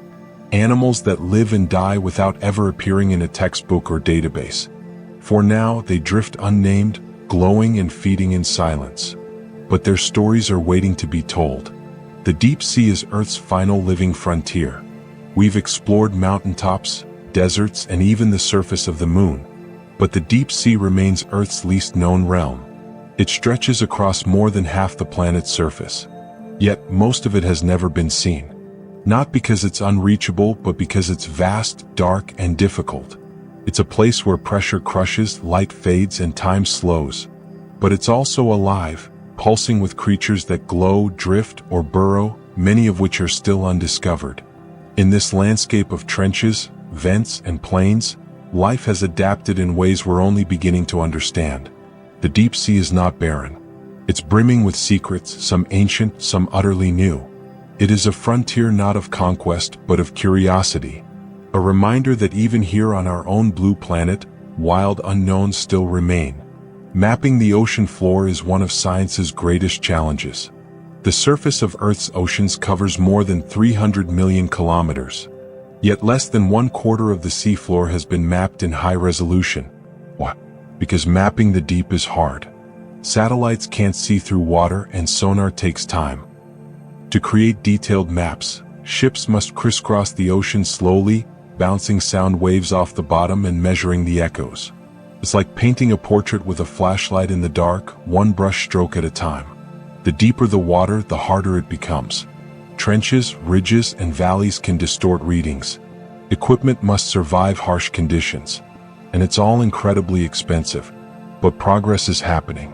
Projects like Seabed 2030 aim to chart the entire ocean floor within this decade. With every new map, the deep becomes a little less hidden and the mysteries a little closer to home. Satellites help reveal the hidden landscape of the deep. Even though satellites can't see the seafloor directly, they can help us infer its shape. By measuring tiny variations in the ocean's surface height caused by underwater mountains and trenches tugging on Earth's gravity field, scientists can build low-resolution maps of the ocean bottom. For example, a seamount creates a slight bulge in the sea surface above it, just a few cm high. By stitching together satellite data over time, researchers can detect ridges, valleys, and other features no one has seen. These maps lack detail, but they're an essential first step, guiding sonar surveys, ship expeditions, and robotic dives. In this way, space helps us understand the deep. Satellites orbit hundreds of kilometers above the planet, yet they whisper clues about places 11 kilometers below the waves. Sometimes the tools that look out into space also help us look back into Earth's own depths. The deepest point is deeper than Mount Everest is tall. The deepest point we know of is the Mariana Trench's Challenger Deep. If you dropped Mount Everest into it, the summit would still lie more than a mile underwater. At nearly 7 miles deep, the pressure there is more than 1,000 times greater than at the surface. It is a place of crushing darkness beyond the reach of sunlight, where life persists against unimaginable odds. Few submersibles have ever made the descent, and each time they've returned with images of a silent alien world. The creatures there are adapted in extraordinary ways, bodies soft and flexible to withstand pressure, bioluminescence to signal and lure in the dark. Standing on a mountain peak feels like touching the sky, but descending into Challenger Deep is like touching the unknown, the bottom of our world. Entire mountain ranges lie hidden beneath the waves. Beneath the ocean, the landscape is anything but flat. Entire mountain ranges rise and fall, stretching across the sea floor. The mid-Atlantic ridge alone is longer than any chain on land, over 40,000 m of peaks and valleys. Most of it is hidden far below the waves, invisible to us except through sonar maps and occasional glimpses from submersibles. These mountains are alive in their own way, created by the Earth itself as tectonic plates shift and spread. New rock is born here every day, pushing the seafloor apart. In some places, these ridges break the surface, forming islands like Iceland, where fire and ice meet above the waves. To think that we walk across mountains on land while entire worlds of peaks, cliffs, and ridges remain concealed beneath the sea is to realize how much more there is left to discover. Some features were found entirely by accident. Not all discoveries in the deep are made by design. In fact, many of the most remarkable underwater features, including coral reefs, seamounts, and hydrothermal vents, have been found completely by accident. A sonar signal might return an unexpected echo. A deep diving robot might catch a glimpse of a strange shape.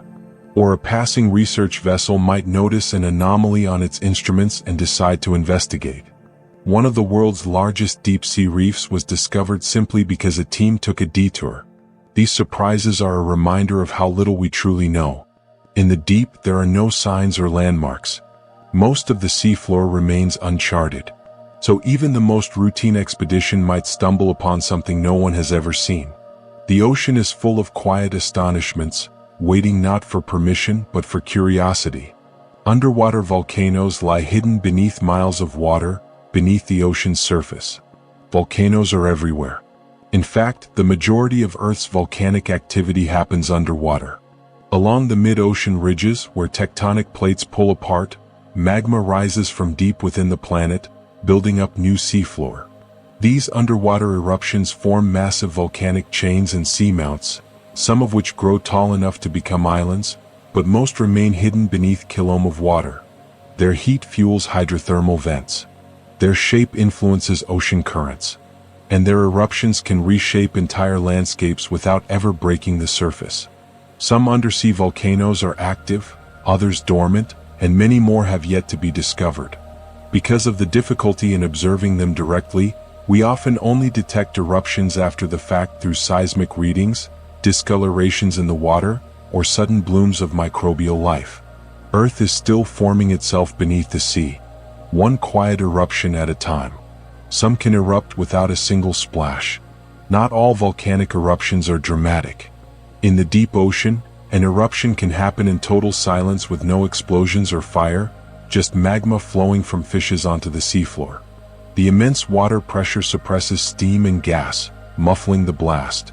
Instead of fountains of lava, These eruptions produce slow, creeping flows that cool rapidly into pillow-shaped rocks. Sometimes these events go completely unnoticed until a submersible stumbles upon the fresh formations, still warm and steaming. In other cases, sensors detect slight temperature changes or seismic tremors, hinting that something has occurred deep below. These quiet eruptions are incredibly common and essential. They build new crust, fuel hydrothermal vent systems, and provide heat and chemicals that support life in the abyss. In the deep, fire doesn't rage. It seeps. And in the darkness, Earth remakes itself without ever disturbing the surface above. Others slowly build giant domes of lava in the abyss. Not all volcanoes explode with fire. Some, deep beneath the sea, ooze lava so slowly that it forms enormous underwater domes. Smooth, bulbous mounds called lava pillows or submarine lava domes. These structures are built layer by layer as molten rock flows from deep fissures in the seafloor, spreads out and quickly cools into rounded shapes under intense water pressure. Some domes span kilometers in diameter and rise hundreds of meters off the ocean floor, taller than skyscrapers, but invisible from above. Because they erupt slowly and silently, they can take decades to build, and they often go undetected until mapped by sonar or spotted by a passing submersible. These lava domes are the quiet architects of the ocean floor, slowly reshaping Earth's surface beneath miles of dark water. They remind us that creation doesn't always arrive with noise. Sometimes it rises in stillness. The seafloor is recycled by the Earth itself. Unlike the continents which persist for billions of years, the ocean floor is constantly being created, destroyed, and recycled. At mid-ocean ridges, new crust is formed as magma rises and cools. At subduction zones, deep trenches where one tectonic plate slides beneath another. That crust is slowly pulled back into the Earth's mantle where it melts and begins the cycle again. The entire seafloor is on a kind of conveyor belt, moving outward from ridges and downward at trenches. No part of the ocean bottom is permanent. In fact, the oldest known seafloor is only about 200 million years old, ancient by human standards, but young compared to continental rocks. The Earth continuously reshapes itself beneath the sea, breaking and remaking the planet's crust without pores. It's a process that spans lifetimes, continents, and oceans, quietly turning rock into fire and fire into rock again. Ocean plates move and shift like slow-motion tectonic gears. Earth's outer shell is divided into large slabs of rock called tectonic plates, and many of them lie beneath the ocean. These oceanic plates move constantly, though so slowly that we usually don't notice. They slide past one another, collide or pull apart at speeds of just a few cm per year, about as fast as your fingernails grow. But over millions of years, this slow drift reshapes continents, forms islands, creates deep trenches, and builds underwater mountains. When two ocean plates meet, one may be forced beneath the other, triggering earthquakes or volcanic eruptions. When they spread apart, new crust is born. The deep ocean is one of the most active zones of plate movement, a hidden engine that drives much of Earth's surface activity. We walk on solid ground. But beneath us, the planet moves in slow, grinding rhythms. The Atlantic Ocean grows wider by inches every year. The Mid-Atlantic Ridge is a vast underwater mountain range that runs like a seam down the center of the Atlantic Ocean. Along this ridge, two tectonic plates, the North American and Eurasian plates, are slowly pulling apart. As they separate, magma rises from below, creating new seafloor. The result, the Atlantic Ocean is growing, widening by about 2.5 centimeters per year. It's a pace so slow you'd never notice in a lifetime. Yet over millions of years it adds up to oceans being born, continents drifting, and coastlines changing shape. If this process continues, the Atlantic could eventually become wider than the Pacific. Plate tectonics isn't just something that happens during earthquakes. It's a constant, invisible force reshaping our world from the bottom up. The ocean, it turns out, is expanding, one quiet inch at a time. Some of Earth's deepest earthquakes happen far beneath the sea. Most people think of earthquakes as shallow surface events. But some of the most powerful and mysterious quakes occur deep beneath the ocean where tectonic plates grind, bend, and break under extreme pressure. These deep focus earthquakes can originate hundreds of kilometers below the surface. often in subduction zones where one plate is being forced beneath another. In some cases, these quakes are so deep and distant that they go unnoticed by anyone on land. Others send tremors that rattle entire coastlines. Scientists still don't fully understand how rocks can crack under such pressure. The conditions are extreme and the physics complex. But one thing is clear. Beneath the calm surface of the ocean, the planet is restless. The deep doesn't just host strange creatures. It holds tectonic forces as powerful as anything on land, forces that shape the world in silence. Undersea landslides can trigger devastating tsunamis. When massive amounts of sediment suddenly collapse from a continental slope or seamount, the result is an underwater landslide, one that can displace enormous volumes of water and trigger tsunamis. These undersea avalanches are known as submarine landslides, and they can occur after earthquakes, volcanic eruptions, or even as a result of gradual buildup and failure over time. One of the most famous examples, the Stoga Slide, occurred off the coast of Norway about 8,000 years ago and sent tsunami waves crashing into nearby lands. These events are rare, but when they happen, they can be catastrophic and difficult to predict. Some landslides involve more material than all the rivers of the world carry in a year. The deep may seem still, but beneath the seafloor, sediments wait under tension, poised to shift. And when they do, the ocean moves with terrifying force. These landslides move more material than any river. When an underwater landslide occurs, it doesn't just stir up sediment.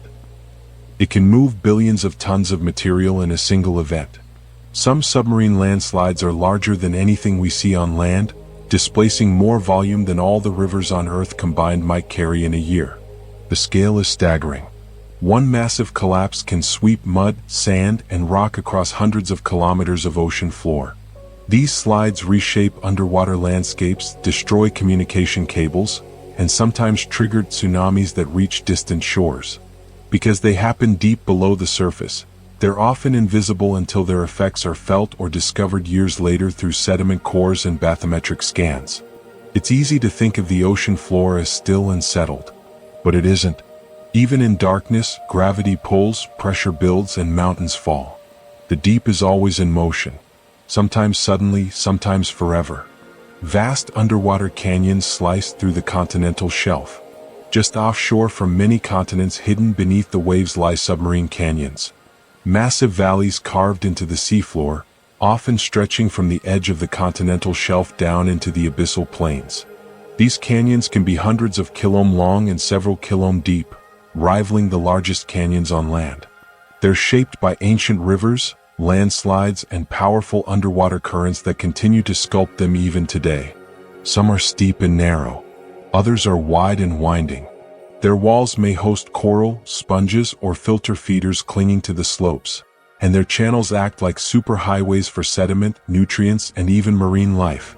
Though hidden from view, these canyons are vital parts of the ocean's circulatory system, pathways that connect the shallow coastlines to the deep sea.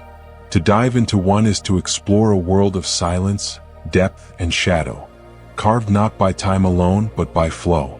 One canyon under the sea is bigger than the Grand Canyon. Most people know the Grand Canyon as one of the largest natural wonders on land. But beneath the ocean, there's a canyon that's even longer and deeper. The Jemchug Canyon, located in the Bering Sea, this massive underwater gorge plunges more than 2.5 kilometers deep and stretches wider than the Grand Canyon at its widest point. It was carved not by wind or rain, but by powerful currents and gravity-driven flows that have eroded the seafloor over millions of years. Like its terrestrial cousin, Jemchug has steep walls, winding channels, and a complex structure of ridges and slopes. But unlike the Grand Canyon, it lies in complete darkness, barely mapped and rarely visited. The size and scale of such hidden features remind us how much of Earth's grandeur remains unseen, not because it's far away but because it's underwater. These submarine valleys funnel sediment to the abyss. Submarine canyons aren't just dramatic, they're dynamic. These deep valleys play a key role in transporting sediment from land to the deep ocean. Storm runoff, river discharge, and coastal erosion all contribute material to the continental shelf. But it's the canyons that funnel it down into the abyss. As the sediment flows, it forms turbidity currents, dense, fast-moving underwater avalanches that can travel for hundreds of kilometers along the canyon floors. These currents carve, deposit, and reshape the seafloor as they go, creating layered sediments in the deep ocean basins. Over time, this process builds up thick blankets of silt and clay that bury the ocean floor and preserve a record of Earth's past. In this way, submarine canyons act like geological arteries, carrying not just earth and stone, but the story of everything that has washed down from the land above. The ocean floor stores the history of Earth's climate layer by layer, year by year. The ocean floor collects a record of the world. Tiny particles of dust, volcanic ash, pollen, and microscopic shells settle to the bottom, slowly forming sediment layers that can be thousands of meters thick. These sediments trap chemical signatures and biological clues that reflect the Earth's past, the temperature of the oceans, the levels of carbon dioxide, the movement of continents, and even the timing of Mars' extinctions. By drilling cores into the seafloor and analyzing the contents, scientists can read this record like pages in a book.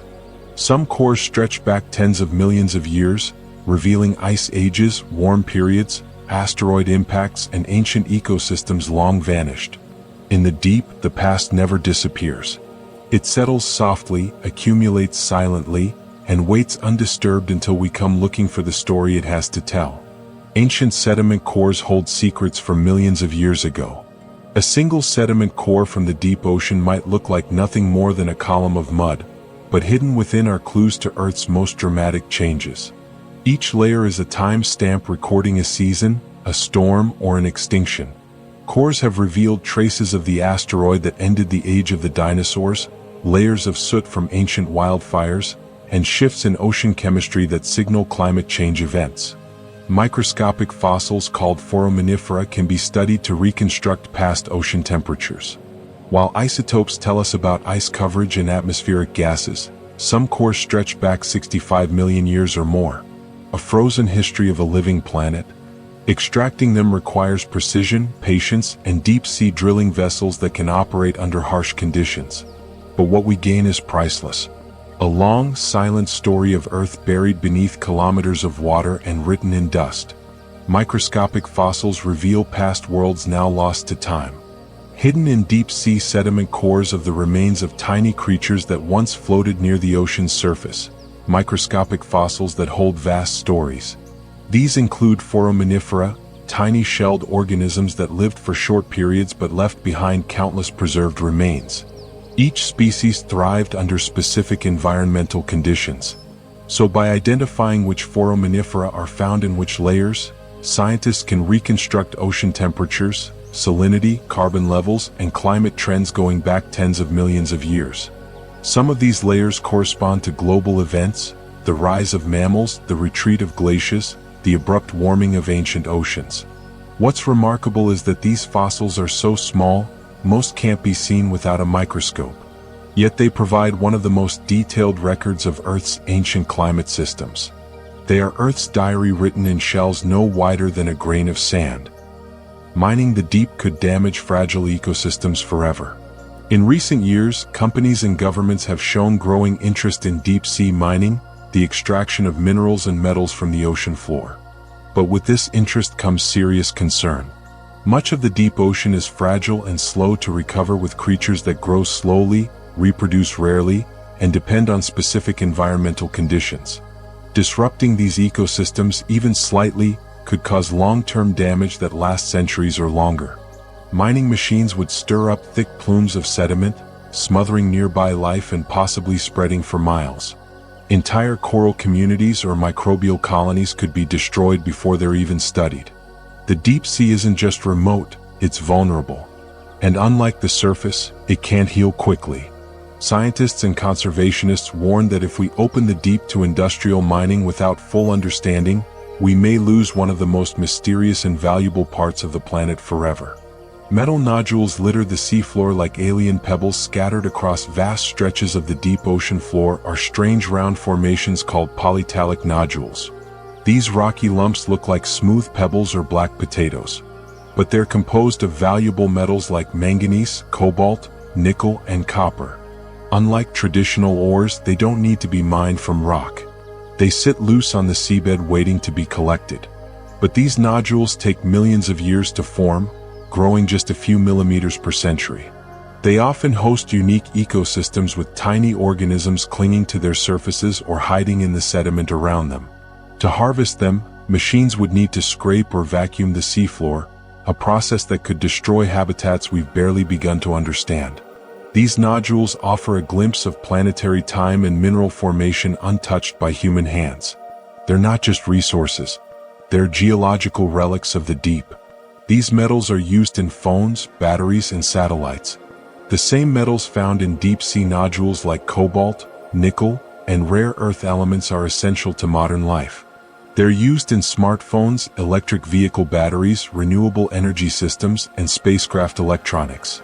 As global demand for these materials increases, especially for clean energy technologies, companies are searching for new sources, and the deep ocean has come into focus. Unlike land mining, which requires digging and refining, these nodules could theoretically be gathered from the seafloor with less overburden. But the trade-off is high. The potential loss of fragile, untouched ecosystems and species unknown to science. The metals may power green technologies, but their extraction could leave a scar on one of Earth's oldest, quietest realms. It's a dilemma that highlights the complexity of sustainability. How do we build a better future without destroying what we've never truly seen? We're debating whether to leave them undisturbed. As interest in deep-sea mining grows, so does the debate about whether it should happen at all. Scientists, policymakers, and conservation groups are asking, should we extract resources from a world we barely understand? Some argue that the metals are essential for a transition to clean energy. Others warn that the cost to ecosystems, biodiversity, and unknown species may be far too high. International bodies like the International Seabed Authority are working to develop guidelines, but many experts say we need more time, more data, and more caution. The deep ocean is slow to change and slow to heal. Damage done there could last for centuries. For now, the nodules sit in silence, scattered like seeds across the seabed, and the question remains unanswered. Will we take them? Or will we leave them untouched, a treasure that remains hidden, not because it's forgotten, but because it's protected? Climate change is reaching even the ocean's darkest corners. We often think of the deep sea as untouched, a realm beyond human influence. But even here, climate change is leaving its mark. Warming surface waters affect ocean currents, which in turn alter the movement of heat, oxygen, and nutrients into the depths. Some deep zones are becoming less oxygenated, threatening species adapted to stable, low-oxygen environments. Others are experiencing subtle changes in acidity, temperature, or carbon balance. These shifts may seem small, but in ecosystems that evolved slowly over millennia, even a slight change can be profound. Species may migrate, disappear, or lose the delicate balance they depend on. Coral reefs in the deep are also vulnerable to warming and acidification, just like their shallow water cousins. The deep sea is out of sight, but it is not out of reach. Human impact travels far, and even the abyss is beginning to feel the change. Ocean currents carry heat, salt, and life around the world. Beneath the surface, vast rivers of water move silently through the sea, not just across it, but through it from top to bottom. These thermaline currents are driven by differences in temperature and salinity, and they form part of what's called the global conveyor belt. As cold, salty water sinks near the poles, it flows deep across the ocean basins, carrying nutrients, carbon, and energy along with it. These deep currents help regulate Earth's climate, distribute marine life, and sustain ecosystems thousands of kilometers away. They can take hundreds of years to complete a single loop. If disrupted by warming or changes in salinity, entire weather patterns could shift. The ocean doesn't just respond to the climate, it helps shape it. And in the deep, the quiet flow of water is one of the most powerful forces on the planet. The deep ocean absorbs massive amounts of carbon. The ocean is one of Earth's greatest carbon sinks, and much of that carbon ends up in the deep sea through a process called the biological pump. Phytoplankton near the surface absorb carbon dioxide during photosynthesis. When these microscopic organisms die or when they're eaten and excreted, their carbonary remains slowly sink through the water column. Over time, this material is buried in seafloor sediments, locking away carbon for centuries or even millennia. The deep sea plays a crucial role in regulating the planet's carbon balance, slowing the pace of atmospheric change. But if warming waters alter ocean circulation or reduce oxygen levels, this delicate balance could shift. The abyss may seem passive, but it is actively working, absorbing, recycling, and storing the byproducts of life above. Its silence hides a crucial function, helping Earth breathe, but its balance may be more fragile than we thought. For a long time, scientists believed the deep ocean was too vast, too cold, and too isolated to be easily affected. But now, we know that even small disturbances can ripple through its systems. Changes in temperature or oxygen levels can alter migration patterns, feeding behaviors and reproductive cycles. Coral reefs that took thousands of years to form may weaken in just decades. Sediment layers show signs of shifts tied to surface changes. Clues that the deep responds faster than we once imagined. Because life here moves slowly, it also recovers slowly. A single disturbance could take centuries to heal. The deep ocean may be vast, but it is not invulnerable. It is interconnected, reactive, and surprisingly delicate. And the more we study it, the more we see that protecting it isn't just about saving the deep. It's about safeguarding the planet. Plastic has been found in the most remote trenches. In 2018, researchers exploring the Mariana Trench, the deepest known place on Earth, found something unexpected: a plastic bag. Later, microplastics were detected in sediments, in animals, and even in the stomachs of amphipods from depths exceeding 10,000 m. These particles, smaller than a grain of sand, likely drifted down from the surface, carried by currents or attached to sinking organic matter. Once there, they can persist for hundreds of years, entering food webs and potentially altering fragile ecosystems.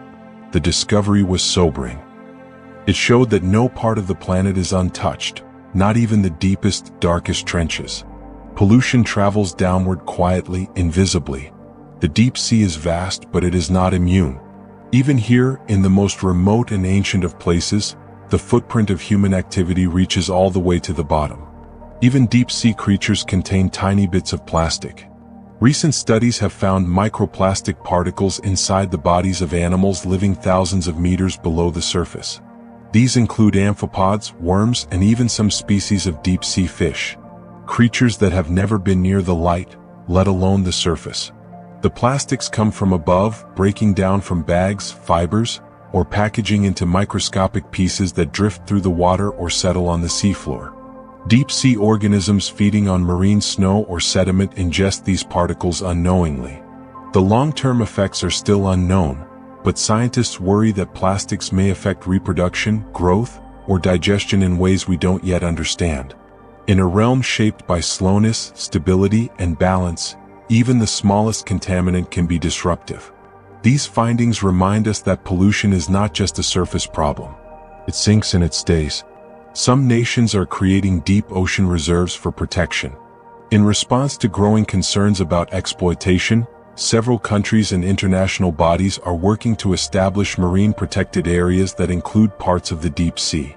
These reserves are designed to safeguard unique habitats such as hydrothermal vents, cold water coral reefs, and seamount ecosystems from fishing, mining, and drilling. Protecting these areas isn't easy. Enforcement is challenging, and much of the deep ocean lies outside national borders. But the idea is spreading. Some nations have declared large swaths of their ocean territory off-limits to extractive activity, preserving biodiversity and allowing ecosystems to remain untouched. These protected zones offer scientists a chance to study nature as it has existed for millennia, slowly, silently, in its own time. In the vast darkness, reserves may be our best hope of ensuring that some parts of the deep remain wild, quiet, and whole. Life in the deep is stranger than we ever imagined. Every dive into the deep sea reveals something new and often something utterly bizarre. There are creatures with transparent bodies, fish that walk on fins, worms that resemble feathers, and jellies that light up like fireworks. Some animals live without mouths or stomachs.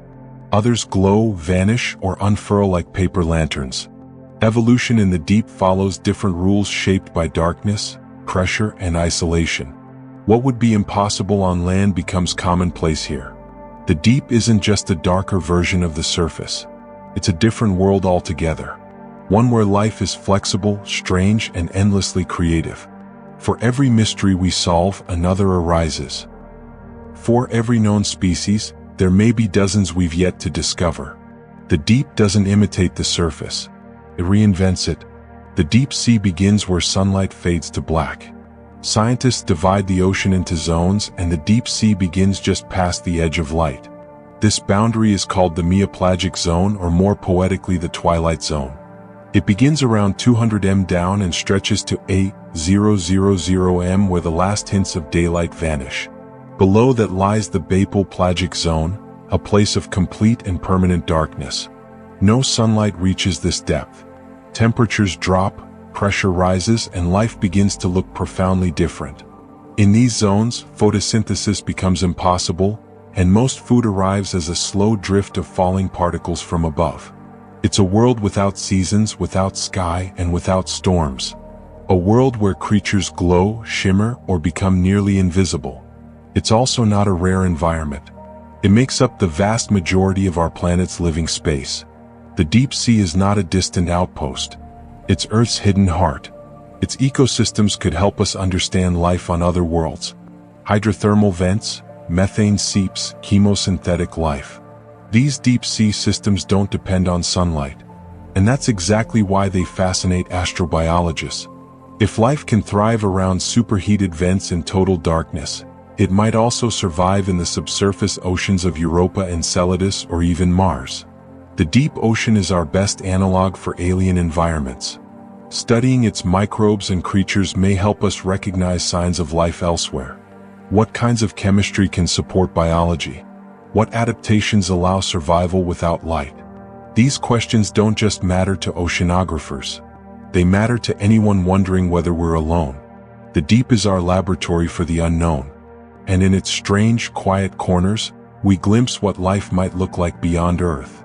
The deep ocean holds mysteries we haven't even dreamed yet. For all our technology and exploration, the deep ocean remains profoundly mysterious. Over 80% of it remains unmapped, unseen, and unexplored. We don't know what species are out there, how ecosystems are connected, or how many geological wonders lie undiscovered. Every expedition returns with questions we didn't know to ask.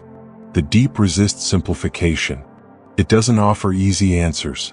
Instead, it invites awe, the kind that comes with recognizing how little we truly know. We peer into its darkness with curiosity, wonder, and humility. And in return, it offers glimpses of the astonishing. There is no end to its surprises. The deep ocean is not just a place. It's a reminder that the world is still wild, still vast, and still waiting to be discovered. Even in darkness, the deep ocean shines with wonder. No light from the sun ever reaches the deep. Yet it glows with bioluminescent creatures, with heat from vents, with the shimmer of strange bodies drifting through silence. But more than that, it glows with meaning. It reminds us that life adapts, persists, and even flourishes in places that seem impossible. That mystery still exists. Or that beauty can be found where no one is watching. The deep ocean is full of strange truths, slow rhythms, and living things that defy expectation. And though we may never walk its floor or hear its voices firsthand, we carry its story with us in what we protect, in what we wonder, and in the questions we ask. Even in darkness, the deep ocean shines. The ocean holds 95% of Earth's water. Nearly all of Earth's water, about 95%, lies in the ocean. The lakes and rivers we know, the glaciers and ice sheets that glimmer white in the sun, make up only a small fraction of the total. If all the oceans were drained into a sphere, it would form a ball of water more than 800 m across, dwarfing everything on the surface. This enormous reservoir is not just a collection of waves. It is a system that cycles water endlessly between sea, sky, and land. It gives us rain, feeds rivers, and sustains every living thing. Without it, there would be no weather, no climate, no life as we know it. The ocean isn't just part of Earth's water cycle. It is the heart of it, a vast engine keeping the entire planet alive. More people have walked on the moon than reached the deepest trench. Since 1969, 12 humans have set foot on the surface of the moon, a place nearly 250,000 miles away. but fewer than a handful have descended into Challenger Deep, the lowest known point on Earth. It's astonishing to think that space travel, something that seems so distant and impossible, has been achieved more often than a full descent into our own oceans. The reason is simple. The deep sea is even more hostile than outer space. The pressure is so extreme that a human body would be crushed instantly without protection. Building vessels that can withstand it is a feat of engineering as great as a rocket launch.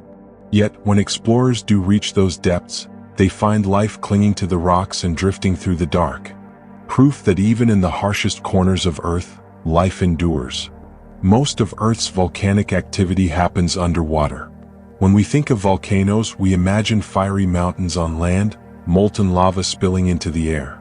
But most volcanic activity on Earth is hidden beneath the sea. Along mid-ocean ridges, molten rock constantly seeps upward, forming new crust. There are countless underwater eruptions happening at any given moment, reshaping the parrot surface far from human sight. Some of these eruptions are so massive they create new islands rising suddenly from the ocean. Others go unnoticed, their lava cooling instantly in the cold water, creating bizarre formations like pillow-bustled rounded stones that look like frozen bubbles. The ocean floor is a vast volcanic factory recycling Earth's crust and fueling hydrothermal vents that sustain unique ecosystems. What we see on land is only a fraction of the Earth's fire.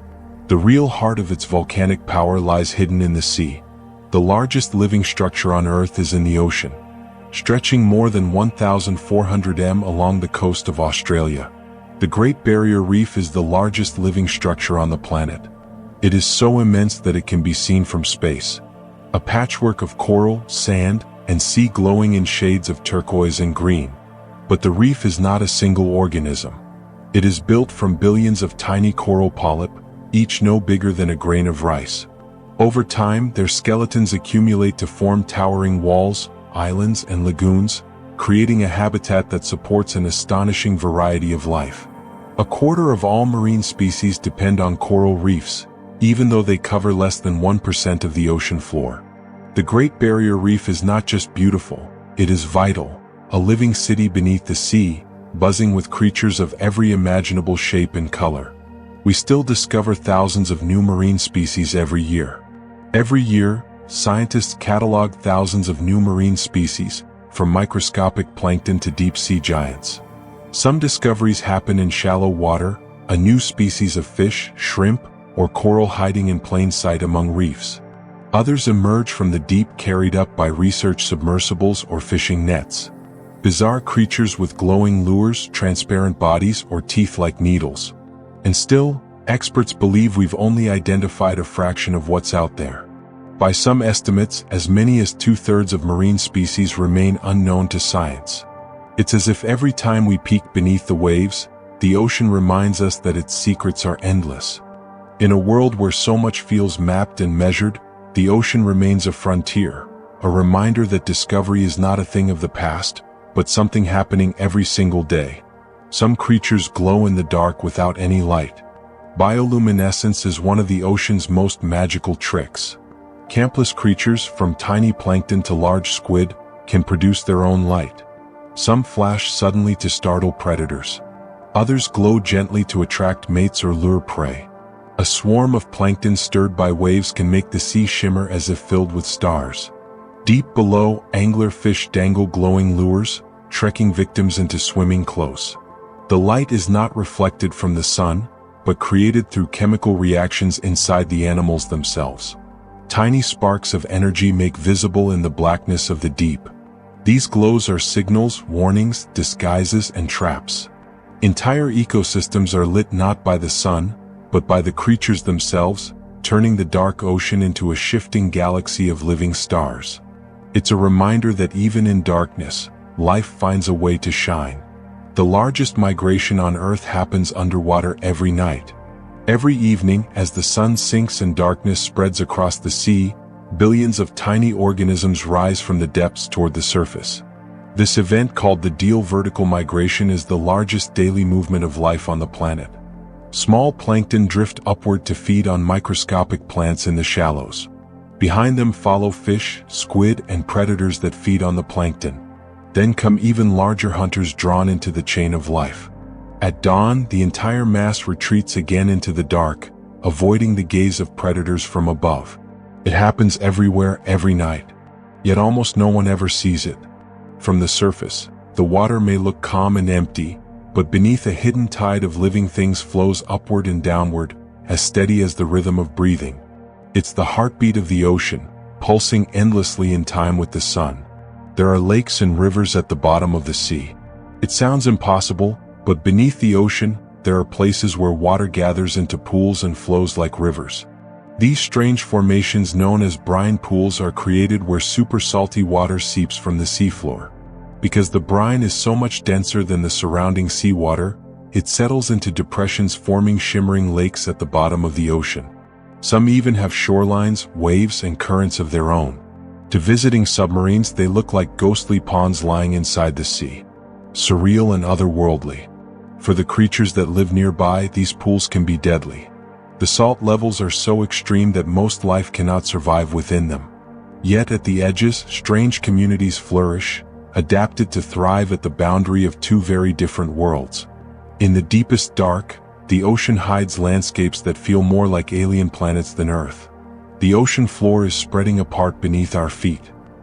Far below the waves, the seafloor is slowly splitting open. Along mid-ocean ridges, molten rock wells up from beneath the crust, creating new ocean floor and pushing the plates of Earth apart. This process called seafloor spreading is one of the fundamental engines of our planet. It is happening constantly, day and night, reshaping the globe at a pace too slow for us to feel. Over millions of years, it has opened entire oceans, shifted continents, and built towering underwater mountains. The mid-Atlantic ridge, where the seafloor is spreading, runs for tens of thousands of miles, longer than any mountain range on land. Each moment, new Earth is born here. Rock that will someday rise into continents, islands, or mountains. Though hidden under miles of water, the process beneath the sea is what gives shape to the world we know. Earthquakes and tsunamis begin in the ocean's depths. Many of the most powerful earthquakes don't begin on land, but deep beneath the ocean floor along shifting fault lines where tectonic plates grind against one another.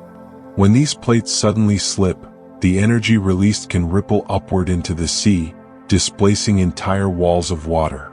This movement can create tsunamis, waves that travel across entire ocean basins at jet speeds, carrying unimaginable energy. At sea, a tsunami might pass almost unnoticed, a slight rise of the water. But as it approaches shore, it builds into towering walls that can reshape coastlines in moments. Scientists watch these fault zones carefully, using seismographs and ocean buoys to warn of impending danger. The power unleashed reminds us that the ocean is not just water, but a restless surface stretched across a living, shifting Earth, always moving, always alive beneath our feet. Vast underwater canyons rival the Grand Canyon. Hidden beneath the waves are enormous canyons carved into the continental shelves. These submarine canyons can plunge thousands of feet deep, rivaling or even surpassing the scale of the Grand Canyon on land. Formed by ancient rivers, landslides, and currents, they channel sediments from the coast down into the abyssal plains of the ocean. Terry Canyon off the coast of California is more than twice as deep as the Grand Canyon, descending straight into the sea. Exploring them is like looking into enormous scars on the edge of the continent, places that hold clues to Earth's history and the movements of water through time. These canyons are also rich ecosystems, sheltering life in their sheltered walls, where nutrients gather and creatures thrive. Out of sight, these valleys reveal that Earth's greatest landscapes are not only on land, but also beneath the waves. The ocean produces more oxygen than the Amazon rainforest. When people think of the lungs of the planet, they often picture the Amazon rainforest. But in truth, most of the oxygen we breathe comes from the ocean. Tiny organisms called phytoplankton drift through the upper layers of the sea, turning sunlight into energy through photosynthesis. In the process, they release oxygen into the water and air. These microscopic plants are so numerous and their reach so vast that together they produce more than half of Earth's breathable oxygen. Every breath we take carries the imprint of the sea. From space, vast blooms of plankton can be seen as green swirls spreading across the ocean surface, covering areas larger than countries. Though invisible to us most of the time, these tiny drifters quietly sustain life on Earth, proving that the greatest forests are not always made of trees. Tiny organisms in the sea influence Earth's climate. Microscopic life in the ocean doesn't just produce oxygen. It helps regulate the climate itself. Phytoplankton absorb carbon dioxide from the atmosphere as they grow, pulling it down into the ocean. When these tiny organisms die, some of that carbon sinks with them into the deep sea where it can remain locked away for thousands of years. This process, sometimes called the biological pump, is one of Earth's most powerful climate regulators. Without it, the atmosphere would hold far more carbon dioxide and the planet would be much hotter. These organisms are so small that billions can fit in a teaspoon of water. Yet together they shift the balance of the entire planet. It's a reminder that even the tiniest forms of life, invisible to the naked eye, can shape the destiny of a world. The ocean's currents act like planet-sized conveyor belts. Beneath the surface, the ocean is always moving. Great currents loop around entire basins, carrying warm water from the tropics toward the poles and returning cold water back again. This circulation, sometimes called the global conveyor belt, is essential to life on Earth. It balances temperatures, moves nutrients, and even shapes the climate on continents far from the shore. The Gulf Stream, for example, carries warmth across the Atlantic, keeping Europe's climate far milder than it would otherwise be. These currents are driven by a delicate balance of heat, wind, and salinity, and they can take centuries to complete a single cycle. Each wave that breaks on the beach is connected to these hidden rivers, linking every coast on Earth. The ocean's conveyor belt is not just a flow of water, but a flow of life, warmth, and balance across the entire planet. Some waves travel the entire width of an ocean basin. When wind blows across the sea for long enough, waves begin to build. Most breakly on a nearby shore, but some, called swell waves, can travel for thousands of miles across entire ocean basins. A storm in the Southern Ocean can send waves rolling all the way to distant beaches in South America, Africa, or even the Pacific. These waves move with steady rhythm, carrying the memory of the storm that birthed them across half the world. Surfers sometimes ride swells that began as storms weeks earlier and oceans away. To stand on a shore and feel the pulse of these waves is to connect with distant places, knowing that the energy began far beyond the horizon. The sea itself becomes a messenger, sending whispers of far-off storms across the globe, one rolling crest at a time. The tallest waves ever recorded happened at sea. Most ocean waves rise just a few feet high, breaking gently on beaches. But at sea, under the right conditions, waves can grow to staggering heights. The tallest wave ever recorded by instruments was a monstrous wall more than 100 feet high, taller than a 10-story building.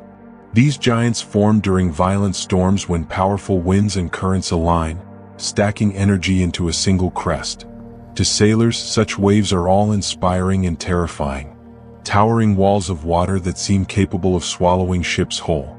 Yet they are part of the ocean's natural rhythm, a reminder of its raw and untamed power.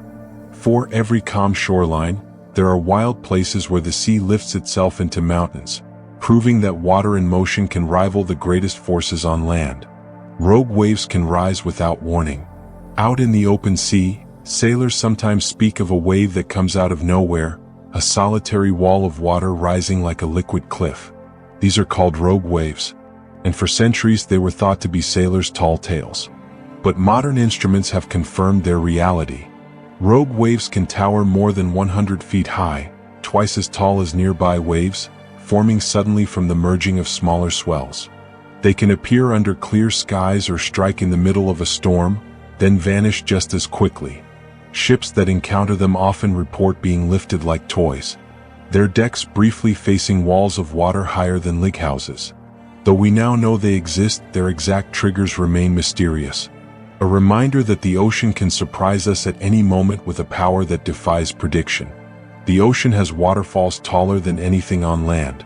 It seems impossible, but deep beneath the waves, water itself can fall like rain, tumble like rivers, and cascade like waterfalls. One of the largest is hidden beneath the Denmark Strait between Greenland and Iceland. There, cold, dense water from the Arctic sinks beneath warmer water from the Atlantic, creating a massive downward flow. This underwater waterfall plunges more than 2 m, nearly 4 times taller than Angel Falls, the tallest waterfall on land. Yet, because it happens in the dark, deep sea, it's invisible to human eyes. These underwater cascades help circulate nutrients and regulate global currents, playing a quiet but essential role in Earth's climate. Imagine a waterfall so vast that it could swallow mountains rushing downward unseen for centuries, shaping the hidden world beneath the waves. A secret cascade flowing endlessly in the dark. Some deep-sea creatures survive pressures that would crush submarines. At the bottom of the ocean, the pressure is beyond comprehension. For every 30 feet of depth, the pressure increases by the weight of Earth's atmosphere. By the time you reach the Challenger Deep, it's over 1,000 times what we feel at the surface. A steel submarine would crumple like a soda can. Yet life still flourishes there. Creatures in the Hadal Zone, the ocean's deepest realm, have adapted with flexible bodies, special proteins, and unique cellular structures that resist crushing. Some have no air pockets inside them at all, so there's nothing to collapse. Instead, they drift gracefully, luminous or ghost-like, as if the crushing weight of the world above means nothing. These beings remind us that life is astonishingly adaptable, able to survive conditions that seem utterly impossible. In the deepest dark, the ocean whispers, survival takes many shapes. Others can live without sunlight for their entire lives. On land, sunlight is everything. Plants need it, animals chase it, and our days are guided by it. But in the abyss of the ocean, light never arrives. And still life thrives. There are fish that never see the sun, crustaceans that navigate only by touch, and entire colonies of bacteria that eat chemicals instead of light. In caves, trenches, and under layers of ice, these creatures carry on entire lifetimes in a world of endless night. They have no eyes or eyes so faint they are useless. Some have developed incredible senses to detect vibrations, heat, or faint chemical trails left by prey. To us, darkness can feel empty. But in the ocean's depths, it is filled with quiet activity. In these hidden places, life rewrites the rules, proving that survival is not limited to the world the sun can reach. Hydrothermal vents host ecosystems powered by chemistry, not sunlight. In the late 1970s, scientists exploring the deep sea discovered something astonishing. Towering chimneys of rock spewing black boiling water into the abyss. These were hydrothermal vents, cracks in the seafloor where cedar seeps down, heats near molten rock and bursts back out, filled with minerals. Around them, life thrives not by sunlight but by chemistry. Bacteria feed on the minerals, converting them into energy through a process called chemosynthesis. Larger creatures like giant tubeworms, crabs, and shrimp rely on these bacteria for food. Entire ecosystems exist here, cut off from the sun, yet pulsing with life. For the first time, scientists realized that sunlight wasn't the only way to power life, that heat and chemicals alone could sustain entire communities. It reshaped how we imagine life, not only on Earth, but on distant worlds hidden beneath ice and oceans far away. Tubeworms can grow taller than a human in complete darkness. In the black depths near hydrothermal vents, forests of white and red shapes rise from the seafloor. These are giant tubeworms, some of them taller than a person. Unlike most animals, they have no mouth and no stomach.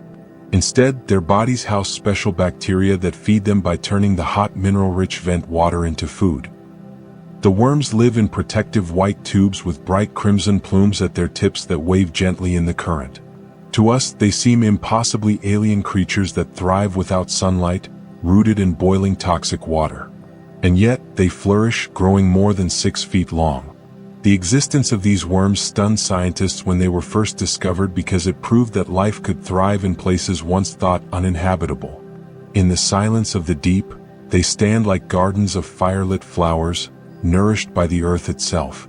Some creatures thrive in temperatures hot enough to melt lead. Near the vents of the deep ocean, water can reach temperatures of more than 700 degrees Fahrenheit. Hotter than molten lead would be on the surface. You might think nothing could live in such extremes, but life has a way of surprising us. Certain bacteria known as extreophiles thrive in this scalding water using chemical reactions to survive where everything else would burn away. Some even form the base of entire food webs, larger creatures that cluster around the vents. These organisms challenge our very definition of what life can endure. If life can exist in boiling, pressurized darkness on Earth, then perhaps it could also exist in the hidden oceans beneath the icy crusts of moons like Europa or Enceladus. The deep sea doesn't just teach us about our own planet. It expands our imagination for life everywhere. Others live in water cold enough to freeze skin instantly. At the other extreme, some ocean creatures live water so cold it hovers just above freezing. In the deep Antarctic seas, fish swim through icy darkness where the temperature never rises above the freezing point of fresh water. To survive, many produce natural antifreeze proteins in their blood, preventing ice crystals from forming inside their bodies.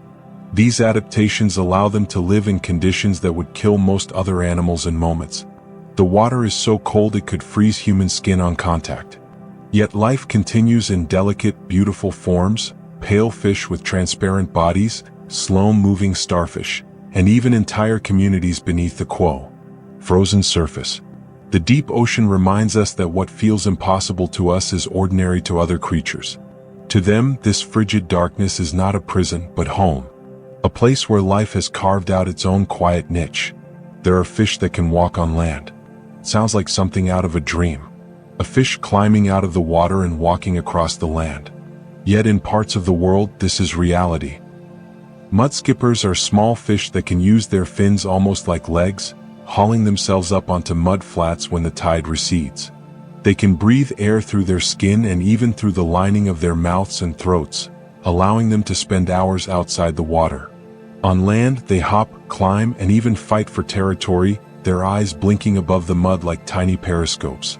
Watching them scurry across the ground is like catching a glimpse of evolution in progress. A reminder of the time when the very first creatures made the daring leap from sea to land. In every movement, mud skippers carry with them a whisper of Earth's ancient story of transformation. Some squid can fly through the air above the waves.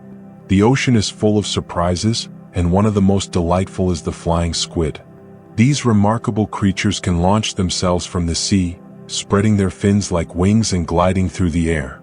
By rapidly forcing water out of their bodies, they create a jet that propels them upward, sometimes soaring more than 100 feet above the waves.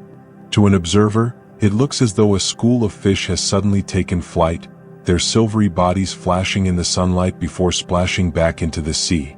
Scientists believe they do this to escape predators or to travel quickly across the surface. Whatever the reason, the sight blurs the boundary between sea and sky. For a few moments, these squid live in two worlds at once.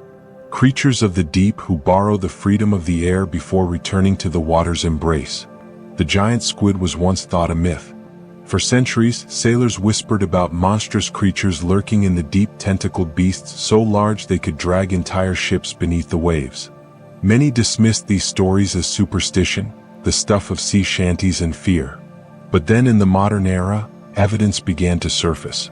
Enormous sucker-marked scars on whales, mysterious tentacles washing ashore, and finally photographs of the creature itself. The giant squid is real, a ghostly animal with eyes the size of basketballs and tentacles stretching as long as a bus. Rarely seen alive, it usually remains deep in the twilight ocean, far from human eyes. Its discovery transformed legend into reality, a reminder that myth often hides a kernel of truth. Even today, to glimpse a giant squid in its natural world is to witness the boundary between human imagination and Earth's hidden wonders dissolving. The colossal squid has eyes the size of dinner plates. If the giant squid seems extraordinary, its even larger cousin, the colossal squid, is almost beyond belief. This deep-sea giant has the largest eyes of any animal known. Each one as big as a dinner plate, up to a foot across. In the blackness of the Southern Ocean, such enormous eyes are not a luxury but a necessity. They allow the squid to detect faint traces of light, whether from the glimmer of bioluminescent creatures or the faint glow of the moon filtered miles through the sea. These eyes help it detect predators like sperm whales and prey in the endless dark. The colossal squid itself may grow to lengths exceeding 40 feet with tentacles armed with rotating hooks. And yet, despite its size, it remains mysterious. Very few have ever been seen, reminding us that even the largest creatures can hide in the deep. The blue whale is larger than any dinosaur ever was. When people think of Earth's greatest giants, dinosaurs often come to mind. But the truth is, the largest creature to ever live on our planet is alive today. The blue whale. Stretching up to 100 feet long and weighing as much as 200 tons, a single blue whale outweighs even the mightiest sauropod dinosaur. Its tongue alone can weigh as much as an elephant, and its mouth could hold an entire bus. Despite its size, the blue whale survives by eating some of the smallest creatures in the ocean, tiny shrimp-like krill, which it gulps by the tongue. When a blue whale surfaces and exhales, its spout of mist can rise higher than a two-story house. To see one in the open ocean is to glimpse the scale of life itself, vast, majestic, and humbling beyond words. A blue whale's heart is the size of a small car. Inside the enormous body of a blue whale beats a heart unlike any other on Earth. It is the size of a small car and can weigh more than 400 pounds. With each slow, thunderous beat, it pumps gallons of blood through the whale's massive body. You could fit a small child inside the chambers of this heart. Yet, despite its size, the whale's pulse is surprisingly slow, sometimes as little as 2 beats per minute when it dives deep in search of food. Only when it surfaces for air does the pace quicken, racing to pump oxygen through its body. This mighty heart sustains the largest animal our world has ever known, powering journeys across oceans and dives thousands of feet below the waves. Listening to its rhythm would be like hearing the drumbeat of the ocean itself. Whale songs can travel across entire ocean basins. Humpback whales are known for their haunting, beautiful songs. Long, complex sequences of sounds that can last for hours. These songs are not just noise. They are structured, repeating patterns almost like music. Even more extraordinary, their low, rumbling notes can travel astonishing distances underwater. In some cases, a whale's song can be heard thousands of miles away across entire ocean basins. Imagine a whale singing in the Pacific and another hearing its voice across the vast blue expanse. Scientists believe these songs may be a form of communication, a way of attracting mates, or even a cultural tradition passed from whale to whale. To hear one is to feel as though the ocean itself has found a voice. Slow, deep, and resonant, carrying messages across the largest stage in the world. It is music written in water and time. Dolphins have names for each other. Among dolphins, communication is astonishingly complex. These intelligent mammals whistle, click, and chirp in patterns that researchers have studied for decades. One of the most fascinating discoveries is that dolphins appear to give each other names. Each dolphin develops a unique signature whistle, a sound that identifies them individually, much like a name does for us. Other dolphins use these whistles to call them, sometimes even imitating the sound to get their attention. It's as though dolphins carry a spoken identity, a vocal label recognized across their social groups. This discovery challenges the way we think about language and self-awareness in animals. To know your own name and to respond when called suggests a sense of individuality we often reserve for humans. In the quiet underwater world, dolphins are not just whistling at random. They are calling to each other by name. Some whales can hold their breath for over 2 hours. For humans, holding our breath for a minute or two feels like an achievement. But some whales can dive for more than 2 hours without coming up for air. The champion is the Cuvier's beaked whale, which has been recorded diving to depths of nearly 2 m and staying submerged for over 120 minutes.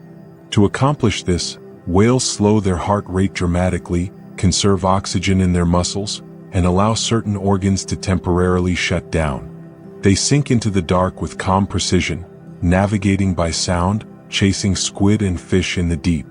When they finally return to the surface, the rush of their exhaled breath explodes into the air, like a release of hidden time. These dives remind us that the limits we feel in our bodies are not universal. Life finds ways to stretch endurance into the unimaginable. A sperm whale's clicks are louder than a jet engine. The sperm whale is famous for its immense size and deep dives. But it also holds another record: the loudest sound produced by any living creature. When a sperm whale clicks to communicate or hunt, the sound can reach over 200 dB, louder than a jet engine at takeoff. These clicks are used like sonar, bouncing off objects in the dark ocean depths and returning echoes that help the whale see with sound. They can also carry messages across miles of water, allowing whales to communicate even in the vast silence of the deep. For humans, being close to such a sound would be overwhelming, even dangerous. But for sperm whales, it is a natural language woven into their lives. In the stillness of the ocean's depths, their voices echo like thunder, reminding us how alive the silent dark truly is. Jellyfish have drifted through Earth's oceans for over 500 million years. Long before the first forests grew, before even the earliest dinosaurs walked the earth, jellyfish were already drifting through the seas.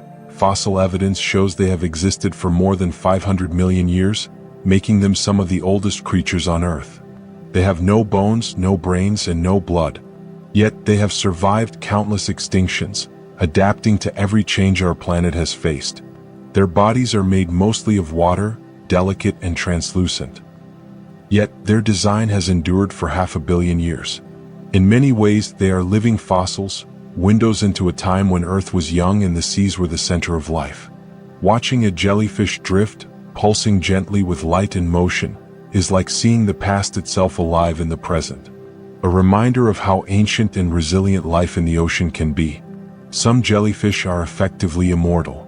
Among the many strange abilities of jellyfish, one species has earned the nickname the immortal jellyfish. Known as Turtopopsis donier, it has the extraordinary ability to reverse its own aging process.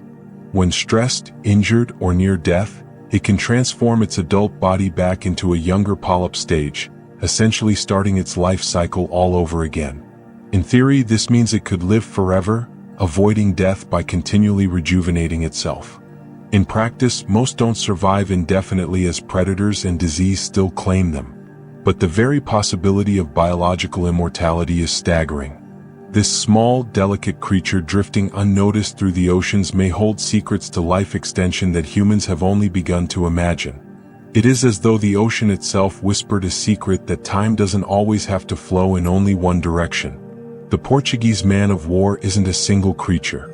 At first glance, the Portuguese man-o-war looks like a single jellyfish drifting with a delicate purple-blue sail above the waves.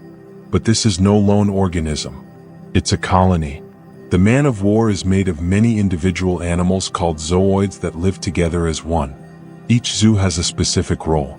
Some handle feeding, others reproduction, and others defense. None can survive alone, but together they form a floating organism that can stretch more than 100 feet with venom-filled tentacles. The man-of-war has no brain, no skeleton, and no heart. Yet it hunts with deadly precision, paralyzing fish and sweeping them into its shared digestive system. It is a living lesson in cooperation. A reminder that sometimes survival depends not on individual strength but on the ability to become part of something larger than yourself. Some fish can change gender during their lives. In the ocean, even identity can be fluid. Many fish species are not locked into being male or female for life. They can change.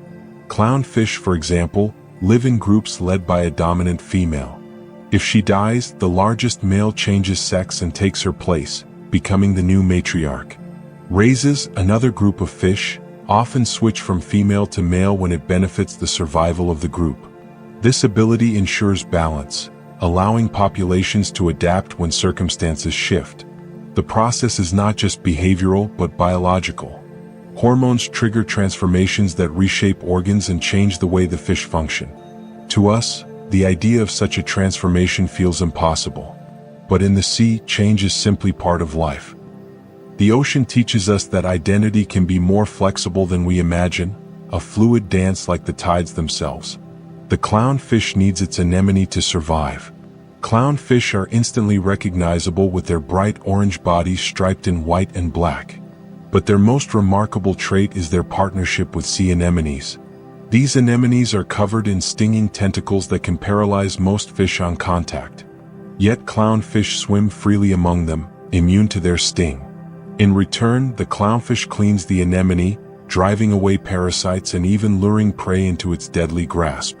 The anemone protects the clamfish from predators, while the clamfish ensures its partner stays healthy and well-fed. Neither could thrive as well without the other. This mutual bond is an elegant reminder that survival in the ocean is not always about competition. Sometimes it is about forming alliances. When we watch a clownfish darting safely among the waving arms of its host, we are seeing trust itself, woven into the fabric of life beneath the sea. Sharks existed before trees did. Sharks are among the oldest survivors on Earth. They first appeared more than 400 million years ago, long before the first trees grew on land. While forests are relatively recent in Earth's history, sharks were already prowling the oceans when land was barren and lifeless. Over time, they have survived multiple mass extinctions, outliving the dinosaurs and adapting to new worlds as continents shifted and climates changed. Their bodies, honed by evolution, are so effective that they've remained relatively unchanged for hundreds of millions of years. When you see a shark gliding silently through the water today, you are watching a living relic. A design so perfect it has outlasted entire ages of Earth's history. They are reminders that some of the planet's greatest survivors are not on land at all, but in the endless depths of the sea. Some sharks can detect a single drop of blood in an Olympic pool. Sharks are legendary for their sense of smell. And the truth is even more extraordinary than the myth. Many shark species can detect a single drop of blood in a body of water as large as an Olympic-sized swimming pool. Their nostrils are lined with sensory cells so sensitive that they can pick up tiny chemical traces from miles away. This ability helps them track wounded prey through the vastness of the ocean where visibility is often poor. It also means they can detect the faintest signals of life in the water, guiding them through the dark. While the idea has fueled countless stories of terrifying predators, it's also a marvel of nature's design, a reminder of how finely tuned senses can become when survival depends on them. For sharks, smell is not just a sense, it's a way of seeing the ocean. Others glow with bioluminescence. While many people picture jellyfish when they think of glowing sea life, sharks too can shine in the dark. Certain species, like the lantern shark, produce bioluminescent light along their bellies. These glowing patterns help them camouflage by blending into the faint light from above, making them nearly invisible to predators below. Some species also use their glowing stripes to communicate with one another, perhaps signaling mates or warning rivals. What's remarkable is that these sharks live in the deep sea where sunlight never reaches. Their light is entirely their own, a living lantern that illuminates the dark. Scientists have only recently begun to understand the chemistry behind this glow, and the mystery is still unfolding. Imagine a predator gliding silently through the abyss, its body outlined with a ghostly blue shimmer. The ocean never stops surprising us with its strange luminous wonders. The Greenland shark can live for more than 400 years. In the icy waters of the North Atlantic lives one of the most extraordinary creatures on Earth, the Greenland shark. Slow-moving and almost prehistoric in appearance, these massive sharks can live for more than 4 centuries, making them the longest-lived vertebrates known. Some individuals alive today may have been swimming through the deep when Shakespeare was writing his plays or even when Leonardo da Vinci was sketching his inventions. Their secret lies in their slow metabolism, a result of the frigid waters they inhabit. Moving sluggishly through the darkness, they conserve energy and live at a pace so unhurried it stretches across centuries. They grow only a few centimeters each year, eventually reaching lengths of over 20 feet. To imagine a creature that has lived for hundreds of years quietly drifting beneath Arctic ice is to glimpse time itself flowing slowly in the sea. Hammerhead sharks see the world in stereo vision. Few creatures are as instantly recognizable as the hammerhead shark. With wide hammer-shaped heads stretching like wings, they seem almost designed by an artist's imagination. But their unusual shape is not just for show. It gives them a kind of stereo vision. With eyes positioned far apart, a hammerhead can see more of the world around it, overlapping its fields of vision to judge distances more accurately. This makes it an exceptional hunter, able to track the movements of prey with precision. The wide head also holds special sensory organs that detect faint electrical signals given off by other creatures, allowing the hammerhead to sense hidden fish buried in the sand. In the open ocean, this combination of sight and sensing turns the hammerhead into one of nature's most extraordinary predators. Moving with both elegance and eerie awareness through the water, the megalodon once ruled the seas. Millions of years ago, the oceans were ruled by a predator so enormous it dwarfed even the great white shark. This was the megalodon, a shark that could grow more than 60 feet long with jaws powerful enough to crush the bones of whales. Its teeth, some as large as a human hand, are still found in sediments around the world, relics of a creature that once dominated the seas. For 20 million years, megalodons were the undisputed rulers of the ocean until changing climates and competition from other predators brought them to extinction about 3 million years ago. Even so, the thought of a shark the size of a bus patrolling the seas is enough to stir awe and fear. The megalodon may be gone, but its legend lives on in the fossilized teeth that wash up on beaches like ancient treasures. Some modern fish still carry ancient features from those times. Though megalodons disappeared millions of years ago, traces of ancient seas still live on in modern fish. The coelacanth, for example, was thought to be extinct for over 65 million years until one was found alive off the coast of South Africa in 1938. This strange lobe-finned fish looks almost unchanged from fossils dating back hundreds of millions of years. Its fins resemble primitive limbs, hinting at the evolutionary steps that once carried fish onto land. Other species like sturgeon and hagfish retain ancient features that connect them to some of the earliest vertebrates. These living fossils are reminders that evolution doesn't move at the same pace everywhere. Some creatures adapt and change quickly while others remain stable for eons, surviving just as they are. The ocean is a time capsule holding echoes of life's earliest experiments still swimming today. The ocean holds vast reservoirs of frozen methane. Far beneath the seafloor, locked within icy crystals, lies an enormous storehouse of energy, methane hydrates. These are strange structures where methane gas is trapped inside cages of frozen water, forming a substance that looks like ice, but burns if touched by flame. Scientists estimate there may be more carbon stored in these hydrates than in all known fossil fuels on land. If released suddenly, they could warm the planet dramatically, but they also represent a potential energy source, a frozen fuel waiting in the dark. The hydrates are found in deep sediments and along continental slopes where pressure and cold keep them stable. They are fragile though, and a change in temperature could set them free.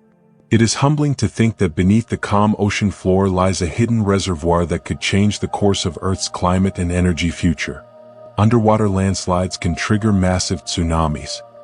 We often think of tsunamis as being caused by earthquakes, but the ocean has another way of creating these enormous waves: underwater landslides. Along the steep slopes of submarine canyons, vast amounts of sediment can suddenly give way, tumbling downward into the abyss. This sudden movement displaces huge volumes of water, sending shock waves outward as towering waves. Some of the largest tsunamis in history may have been triggered this way, their origins hidden beneath the sea. One ancient landslide off the coast of Norway known as the Stoga Slide caused waves hundreds of feet high that swept across the North Atlantic thousands of years ago. These underwater avalanches still occur today, though most are smaller and unnoticed by people on land. They remind us that the ocean floor is not fixed or stable, but alive with movements capable of reshaping coastlines in a single moment. Earth's magnetic field leaves stripes on the ocean floor. The ocean floor is like a giant tape recorder preserving a record of Earth's magnetic history. As molten rock wells up at mid-ocean ridges and cools, tiny magnetic minerals inside it align with Earth's magnetic field, freezing in place like tiny compasses. Over millions of years, as the planet's magnetic field has flipped with the North and South poles trading places, these rocks have recorded the changes. The result is a series of stripes across the seafloor, alternating bands of magnetic orientation that stretch for thousands of miles.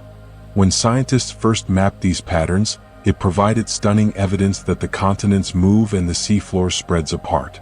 The ocean floor is not just a landscape. It is a history book written in stone carrying the memory of Earth's shifting poles and drifting continents across the vast expanse of time. Black smokers release metal-rich fluids like underwater forges. In the deep ocean along volcanic ridges, there are vents known as black smokers. They look like chimneys rising from the seafloor, belting out dark plumes of superheated water. This water, nearly as hot as molten lead, is filled with dissolved minerals and metals. When it gushes into the cold cedar, the minerals solidify instantly, falling back down in clouds that look like smoke. Around these vents, life thrives in surprising abundance. Giant tube worms, clams, and swarms of shrimp feed on bacteria that use the minerals for energy. In a place without sunlight, these ecosystems are powered by the Earth's inner heat. Black smokers are also thought to be similar to the environments where life first began on Earth. They are underwater forges, reshaping the seafloor, fueling life and reminding us that creation can spring from even the most extreme conditions. The deep sea is the largest habitat on Earth. When we imagine Earth's habitats, we often picture forests, deserts, or grasslands. But the largest habitat of all lies beneath the waves, the deep sea. Everything below about 200 m, where sunlight fades away, makes up the vast majority of our planet's living space. It stretches across more than half the planet's surface and plunges miles deep. Within it live countless species, many still unknown, adapted to darkness, pressure, and cold. It is a place of quiet but constant motion, where slow currents move nutrients, and where life takes on forms unlike anything found on land. From glowing jellyfish to colossal squid, the deep sea is Earth's hidden wilderness, the biggest ecosystem we have, and one we still barely understand. To drift there in imagination is to float in the planet's greatest, most mysterious home. Some deep sea fish carry lanterns on their heads. In the twilight and midnight zones of the ocean where sunlight cannot reach, some fish create their own light. The most famous of these are the anglerfish, which carry glowing lures dangling from stalks on their heads. These lanterns are produced by bioluminescent bacteria living in a special pouch at the tip of the stalk. The fish waves this glowing orb in the dark like a flickering candle. Smaller creatures, curious or drawn to the light, swim closer and are swallowed in an instant. Some anglers can even control the brightness of their lure, turning it on and off like a flashlight. To us, it might seem like a fairy tale image, a creature carrying its own lantern through the eternal night. But in the deep ocean, it is simply survival. Proof of how life adapts in the most extraordinary and inventive ways. The Fangtothoth fish has teeth too large for its own mouth. Deep in the ocean lives a creature so fierce-looking it seems born of nightmares. The Fangtothoth fish. Its teeth are so enormous relative to its body that they can't even fit comfortably inside its mouth. Instead, special sockets in the roof of its jaw hold the teeth in place when it closes. Despite its terrifying appearance, the fang tooth is not a giant. Most grow only to about 6 in long. But what they lack in size they make up for in design. Their needle-sharp teeth ensure that any prey unlucky enough to come close cannot escape. In the darkness of the deep sea, where food is scarce and encounters are rare, such adaptations can mean the difference between survival and starvation. The fang tooth is a reminder that the ocean's depths are filled with creatures that seem almost too strange to be real. Gulper eels can swallow prey larger than themselves. The gulper eel is a creature of extremes. Its body is long and slender, but its mouth is enormous, ballooning outward like a vast dark net. This unique adaptation allows it to swallow prey much larger than itself, even creatures half its own length. The gulper eel lives in the deep ocean where meals are scarce and unpredictable. When something edible comes within reach, the eel opens its enormous jaws, expanding them into a gaping void that can engulf almost anything. Its body stretches to accommodate the meal, allowing it to feast even when prey is rare. The gulper's tail often glows with a bright pinkish light, perhaps to attract unsuspecting victims. Watching one open its mouth is like watching a shadow turn into a cave. The ocean itself seems to gape open, ready to swallow whatever drifts too close. Anglerfish use glowing lures to attract victims. Perhaps no creature better embodies the eerie wonder of the deep sea than the anglerfish. With needle teeth and a huge mouth, it looks fearsome. But its most famous feature is the glowing lure that dangles from its forehead. This lure is filled with bioluminescent bacteria glowing softly in the darkness. Smaller fish, mistaking it for food, swim toward the light, only to be caught in the anglerfish's jaws. Female anglerfish are the hunters, growing much larger than the males. In some species, tiny males fuse permanently to the females, becoming little more than living sources of sperm. It's a bizarre strategy, but it ensures that when a female finds food in the vast, dark ocean, she also has a mate attached. The anglerfish reminds us that in the deep sea, life is both terrifying and ingenious, evolving in ways we can barely imagine. Some deep-sea creatures are transparent as glass. In the darkest waters, camouflage takes on strange and beautiful forms. Many deep-sea creatures are nearly invisible, their bodies transparent as glass. Some jellyfish are so clear you can see their internal organs glowing faintly within. Certain fish, like the glass squid, have bodies that are almost entirely see-through with only their eyes visible as faint shadows. This invisibility protects them from predators in the vast emptiness of the deep, where there are few places to hide. Light passes straight through them, making them vanish into the water around them. For humans, it's like seeing a living ghost, a creature that is present and yet barely there. In a realm without sunlight, where survival depends on remaining unseen, transparency is the perfect disguise. The ocean is full of these ghostly beings, drifting quietly through the blackness, like whispers of water itself. Others have skin so black they absorb nearly all light. In the deep ocean, some creatures have evolved to disappear in a different way.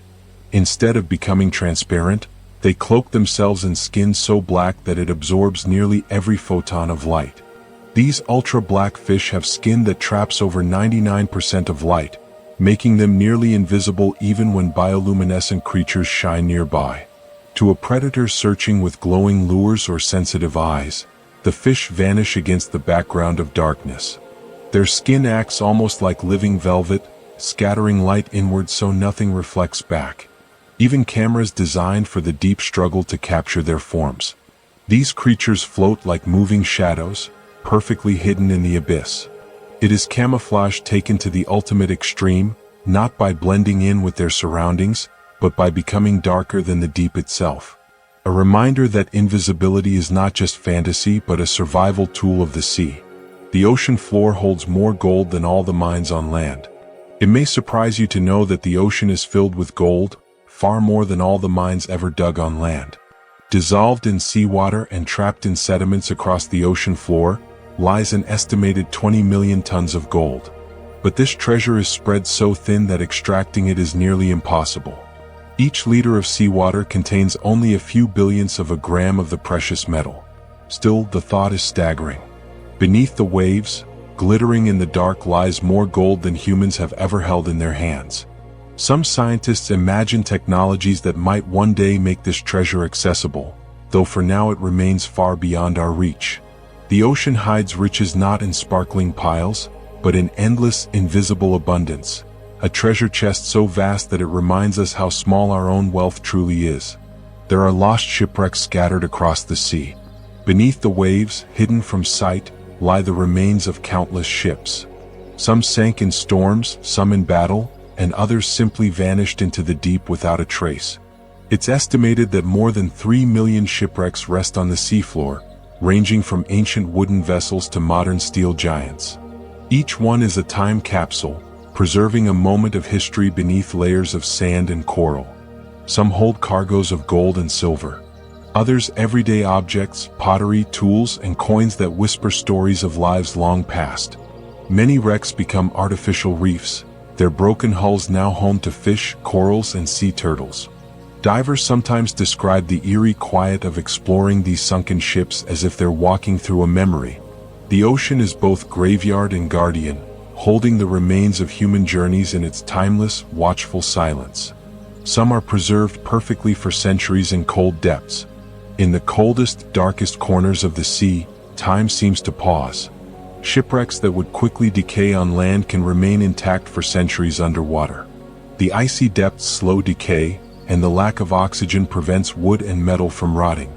Off the coast of Sweden, a 16th-century warship called the Vasa was raised from the seafloor in near-perfect condition.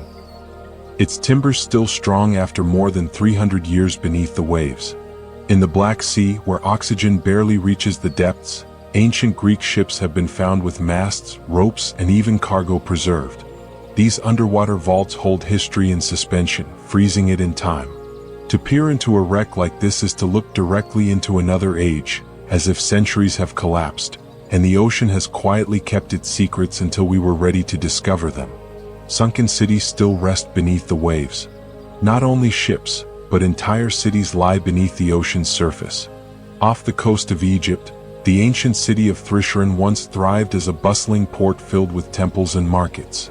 Over time, the shifting seabed swallowed it, leaving its stone columns and statues hidden underwater for more than 1,000 years.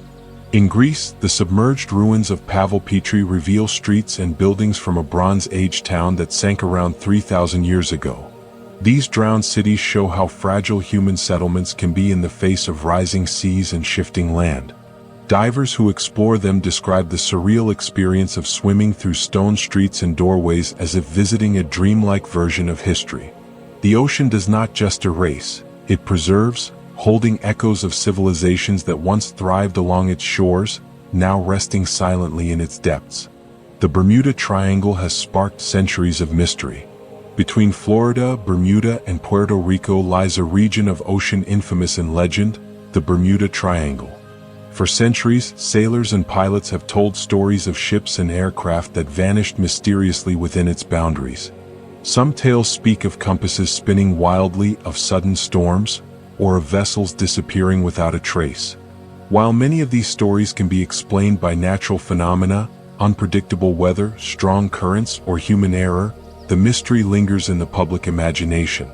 The Bermuda Triangle has become a symbol of the unknown, a reminder that the ocean still holds secrets beyond our understanding.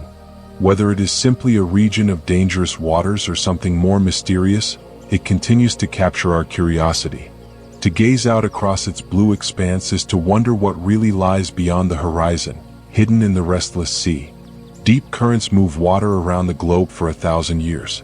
Beneath the surface of the ocean flows a hidden river, a system of deep currents that circle the planet. This global circulation is sometimes called the ocean conveyor belt. It is powered by differences in temperature and salinity, with cold, dense water sinking at the poles and slowly moving across the ocean floor. A single parcel of water may take 1,000 years to complete the journey, traveling from the Atlantic to the Pacific and back again. Along the way, it carries nutrients, heat, and carbon, linking every part of the ocean into one vast system. These currents are invisible, slow, and steady. Yet, they shape the climate of continents and sustain life across the seas. To imagine a single drop of water drifting for centuries through the world's oceans is to feel the planet's heartbeat, pulsing softly through the deep. The ocean's tides are pulled by the moon. Twice a day, the sea rises and falls in a rhythm as old as time. These tides are caused by the pull of the moon's gravity, which tugs on Earth's oceans, drawing the water into a bulge that moves as the planet rotates. The sun also plays a role, sometimes strengthening the tides, sometimes softening them. This dance shapes coastlines, nourishes tidal marshes, and guides the lives of countless creatures. Crabs, clams, and shorebirds time their movements with the ebb and flow of the water. For humans, tides have guided sailors for thousands of years, determining when ships could leave harbor or cross shallow passages. Standing on a beach as the water draws back and then returns, you are witnessing the invisible touch of the moon itself, pulling gently on our world, a silent reminder of our connection to the cosmos. King tides can swallow entire coastlines. Most tides rise and fall predictably, but a few times each year, something remarkable happens. When the sun, moon, and earth align just right, their combined pull creates what are called king tides, the highest tides of the year. These surges can raise sea levels several feet higher than normal, flooding coastlines, covering roads, and swallowing entire beaches. To those who live near the shore, a king tide can be a powerful reminder of the ocean's reach, showing what higher sea levels might look like in the future as the climate changes. Photographers often gather to capture the spectacle of waves lapping at city streets or rising over sea walls. To watch a king tide roll in is to see the ocean claim its space, reminding us that the boundary between land and sea is never fixed, but always shifting with the pull of the moon. Tsunamis can travel across entire oceans at jet speed. When a massive earthquake or landslide displaces a vast amount of water, the result is a tsunami. a wave that moves not just across a beach but across entire oceans. Unlike ordinary waves which are caused by wind, tsunamis are driven by the movement of water itself. They can race across the sea at speeds of 500 miles per hour, as fast as a jet airplane. In the open ocean, they may appear small, only a few feet high. But as they approach shallow water, they grow into towering walls. A tsunami that begins in the Pacific can reach the shores of another continent in less than a day. Scientists use sensors and satellites to track them, but their power remains humbling. Each tsunami is a reminder that the ocean is not just a vast, quiet expanse. It is also a restless force. Storm surges can raise the sea higher than a house. When powerful storms sweep across the ocean, the winds and low pressure can push the sea itself onto the land. This is a storm surge, a massive rise in sea level that can lift the water higher than the roof of a house. Unlike a regular tide, it comes suddenly, often alongside crashing waves and heavy rain. During hurricanes, storm surges can be the most destructive force, flooding entire towns, toppling sea walls, and reshaping coastlines overnight. To those who live near the shore, the ocean's calm surface can transform into an unstoppable flood in a matter of hours.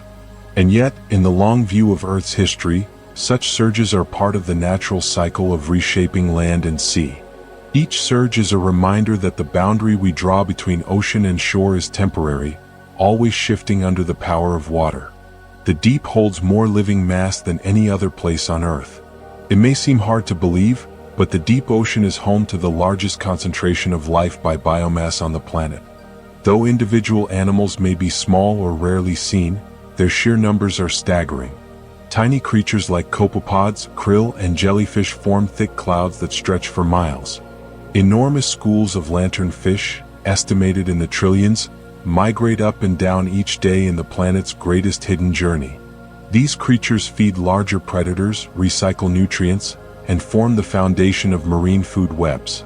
Together, they outweigh the total mass of all land animals combined. The deep is not barren.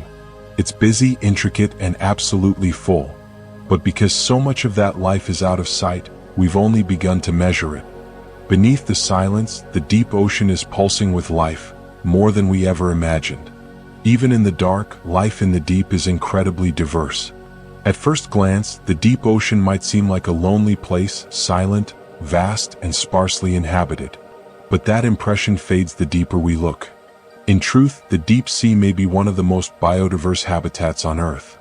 Every expedition into the abyss reveals new species: glowing fish, feathery worms, gel-like mollusks, delicate crustaceans.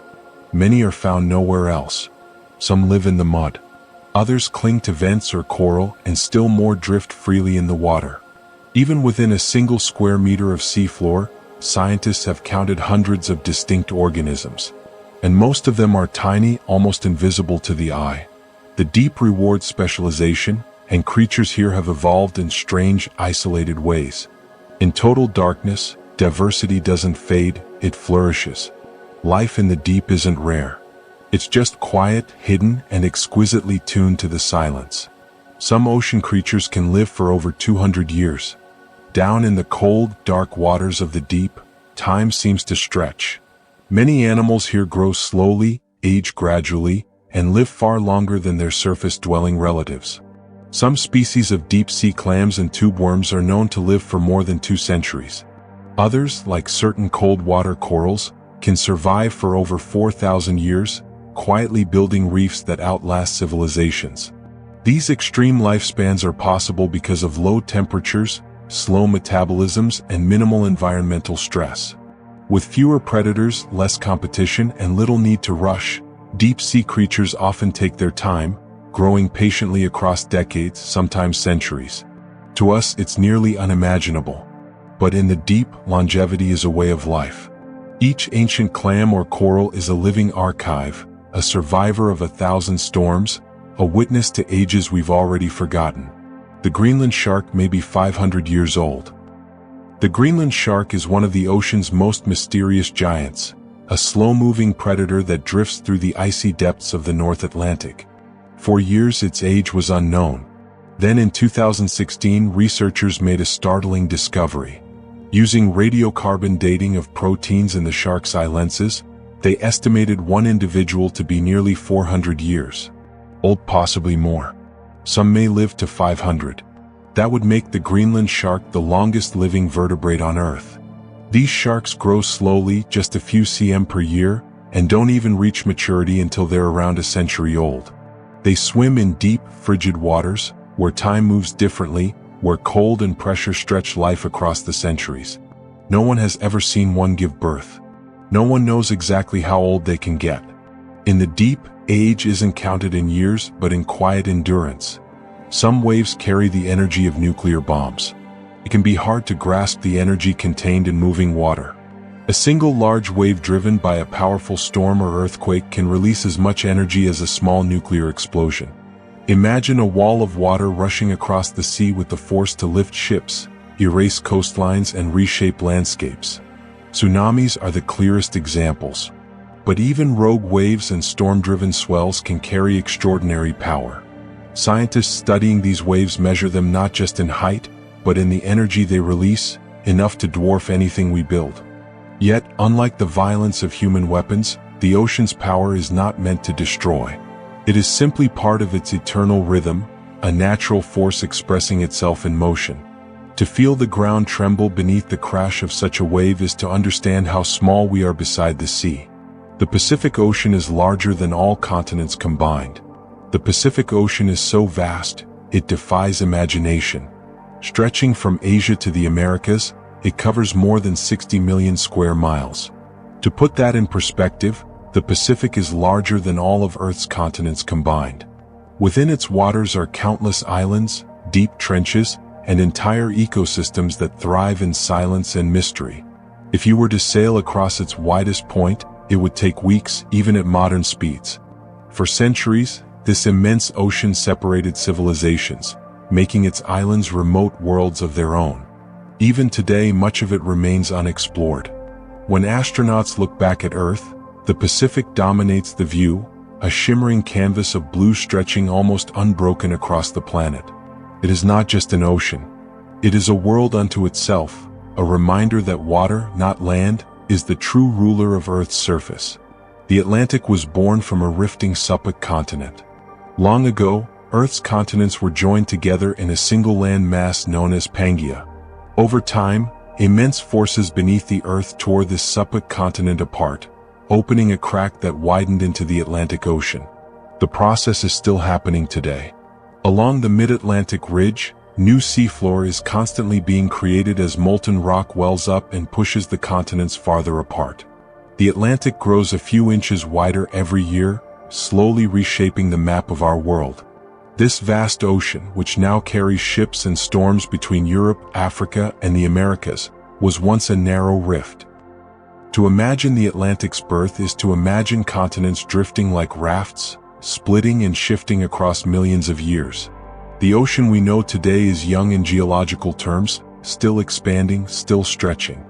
A reminder that even oceans are temporary in Earth's endless story. The Indian Ocean has its own monsoon circulation. The Indian Ocean is unique among Earth's great seas. Unlike the Pacific or Atlantic, which are largely shaped by steady currents, the Indian Ocean breathes with the rhythm of the monsoons. Each year, the winds reverse direction. In summer, warm air over the land pulls moist ocean winds inland, bringing heavy rains that sustain billions of people. In winter, the winds reverse, blowing dry air out to sea. This seasonal heartbeat has shaped civilizations for thousands of years, guiding trade, agriculture, and culture across South Asia, Africa, and the Middle East. Traders once timed their voyages to the monsoon winds, crossing vast distances when the currents were favorable. Even today, the monsoon is vital, bringing life-giving rains but also fierce storms. The Indian Ocean reminds us that the sea is not just water. It is a force that shapes human history itself. The Mariana Trench is Earth's deepest scar. The Mariana Trench, located in the western Pacific, holds the record for the deepest part of Earth's oceans and of the planet's crust. It plunges nearly 11,000 m below sea level at its lowest point, known as the Challenger Deep. That's deeper than Mount Everest is tall. The trench is not a crack or a canyon, but a vast curving depression formed by immense geological forces. It's the result of one tectonic plate sliding beneath another in a process called subduction. The result is a kind of scar, a slow grinding wound in the Earth's surface that has been growing for tens of millions of years. Down there, the water is near freezing, the pressure is crashing, and light never reaches. Yet, even in this most extreme environment, life finds a way. The Mariana Trench reminds us how deep the Earth truly goes and how far mystery can stretch. Trenches form where continents sink into the mantle. Oceanic trenches are some of the deepest and most dramatic features on the planet, and they are created by one of the most powerful processes in geology, subduction. Along certain boundaries, tectonic plates collide and the denser oceanic crust is forced downward beneath lighter continental crust. As it sinks, it drags material deep into Earth's mantle, forming a deep trench at the boundary line. These trenches can be thousands of kilometers long and several kilometers deep. They are zones of bathquakes, volcanoes, and intense pressure. But they are also ancient, marking the slow recycling of Earth's surface over tens of millions of years. The Pacific Ocean is ringed by these deep scars, forming what's known as the Ring of Fire. From above, they are invisible. But far below, they are the grinding edges of continents, places where the crust folds, cracks, and disappears into the deep. Even the deepest trenches host strange living creatures. For years, scientists believed that nothing could survive in the crushing darkness of the ocean's deepest trenches.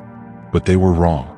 With the help of deep-diving submersibles and robotic landers, we've discovered that even the Challenger Deep, nearly 11 kilometers down, is home to life. Amphipods scuttle through the mud. Microbes live in the sediments. Strange translucent fish with fragile fins and ghostly bodies drift slowly near the bottom. These creatures survive in freezing temperatures with no sunlight and under pressures over 1,000 times that of the surface. They've adapted in ways we're still trying to understand, with flexible membranes, pressure-resistant enzymes, and unique metabolic tricks. Even at the very limits of the biosphere, life refuses to yield. The deepest trenches are not lifeless voids. They are hidden worlds, fragile, quiet, and still very much alive. Some fish thrive in waters with almost no oxygen. In many parts of the deep ocean, oxygen levels are so low they would suffocate most known animals. These oxygen minimum zones exist at depths between 200 and 1,000 m. Places where the water is too far from the surface to be refreshed by the wind and too deep for photosynthesis. But life still finds a way. Some species of fish, like the slender fang-tooth or certain types of lanternfish, have evolved to survive with barely any oxygen at all. They slow their metabolisms, reduce muscle activity, and rely on specialized proteins that help them extract the tiniest traces of oxygen from the water. Others may use gills with massive surface areas or shift their behavior to avoid the worst conditions. These fish don't just survive where others would die. They thrive in the quiet, oxygen-starved deep. Resilience is everything. Submarine canyons funnel sediment to the deep. Along the edges of continents, the seafloor is carved into deep valleys known as submarine canyons. These canyons act like underwater highways, funneling sediments, nutrients, and even organic matter from the coast down into the deep sea. Some are carved by ancient rivers, others by underwater landslides or the slow pull of currents. Terry Canyon, for example, cups deep into the seafloor of California's coast, rivaling the Grand Canyon in scale. These hidden valleys are vital to marine life. Nutrients carried down their slopes feed ecosystems in the depths, sustaining creatures that might otherwise starve in the dark. Submarine canyons also act as corridors for marine animals, guiding migrations and sheltering life. Though hidden beneath the waves, they are as dramatic and important as any canyon on land. They remind us that Earth's greatest landscapes often lie where we cannot see them. The Mid-Atlantic Ridge is the longest mountain chain on Earth. Hidden beneath the ocean lies the longest mountain range in the world, the Mid-Atlantic Ridge. Stretching for more than 40,000 m, it winds like a seam down the center of the Atlantic Ocean from the Arctic all the way to the southern tip of Africa. Unlike the dramatic peaks of the Himalayas, this range rises from the seafloor, its summits mostly buried beneath miles of water. It is formed where tectonic plates pull apart, allowing molten rock to rise and create new crust. In some places, the ridge breaks the surface, forming islands like Iceland, where volcanoes still shape the land. From above, it is invisible, but on maps, it appears as a jagged scar across the ocean floor. This hidden mountain range is a reminder that Earth's greatest features often lie in places we cannot see, vast, silent, and mysterious. Volcanoes rise thousands of meters from the ocean floor. When we imagine volcanoes, we picture fiery peaks rising above the land. But many of Earth's tallest volcanoes lie beneath the ocean, unseen. Seamounts and submarine volcanoes can rise thousands of meters from the seafloor, forming immense mountains that never break the surface. Some are still active, sending plumes of ash and hot water into the sea, reshaping the landscape in silence. In fact, the tallest mountain on Earth isn't Everest. It's Mauna Kea in Hawaii. From its base on the seafloor to its summit above the waves, it stands taller than any other mountain on the planet. These underwater volcanoes are more than just geological wonders. They create new habitats for marine life, release nutrients into the sea, and shape the islands and coastlines we know. Beneath the waves, the Earth is still building itself, one fiery eruption at a time. Entire islands are born from submarine eruptions. Sometimes the ocean itself gives birth to new land. When underwater volcanoes erupt with enough force, they can build mountains that rise all the way to the surface, breaking through as brand new islands.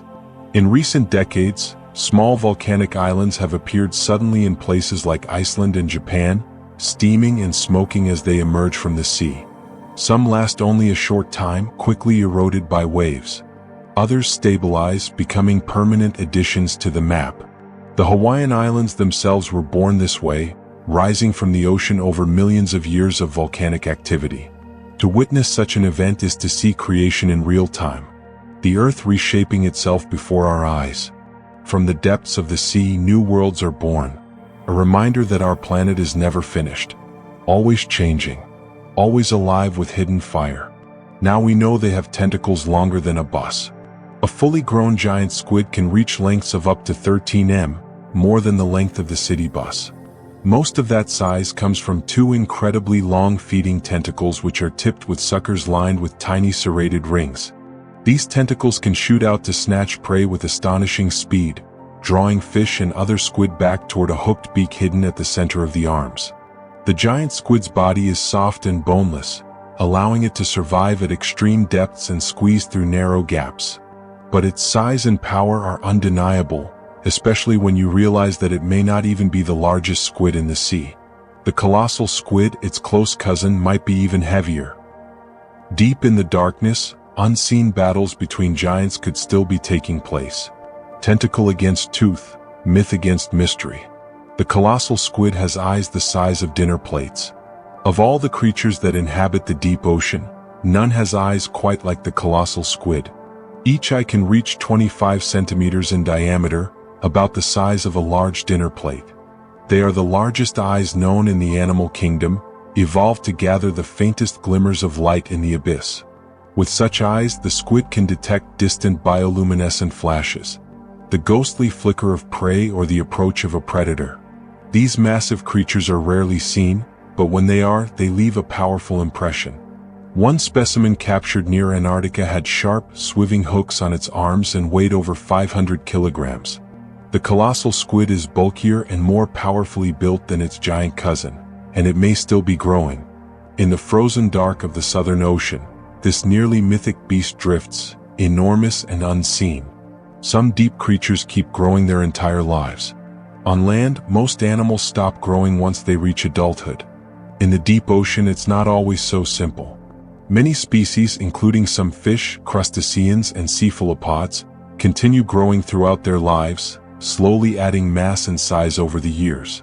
This phenomenon, known as indeterminate growth, may help these creatures adapt to the harsh conditions of the deep. Low temperatures, scarce food, and immense pressure.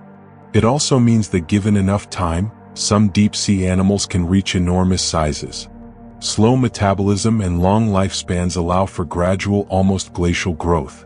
In this still cold world, nothing needs to hurry. Over decades or even centuries, a small creature might become a giant. And we may have only seen the younger ones. Somewhere in the darkness, The elders of the deep may still be growing, unseen and unmeasured, older than memory. The frilled shark looks like a fossil come to life. Sometimes called a living fossil, the frilled shark is one of the most ancient-looking creatures in the ocean. It has a long, music-like body, a wide mouth full of needle-like teeth and gill slips that form fringes along its throat.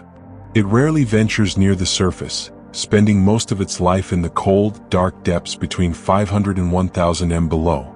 Its lineage dates back over 80 million years, and its body has changed very little since then. It moves in slow serpentine motions, striking quickly when prey comes near.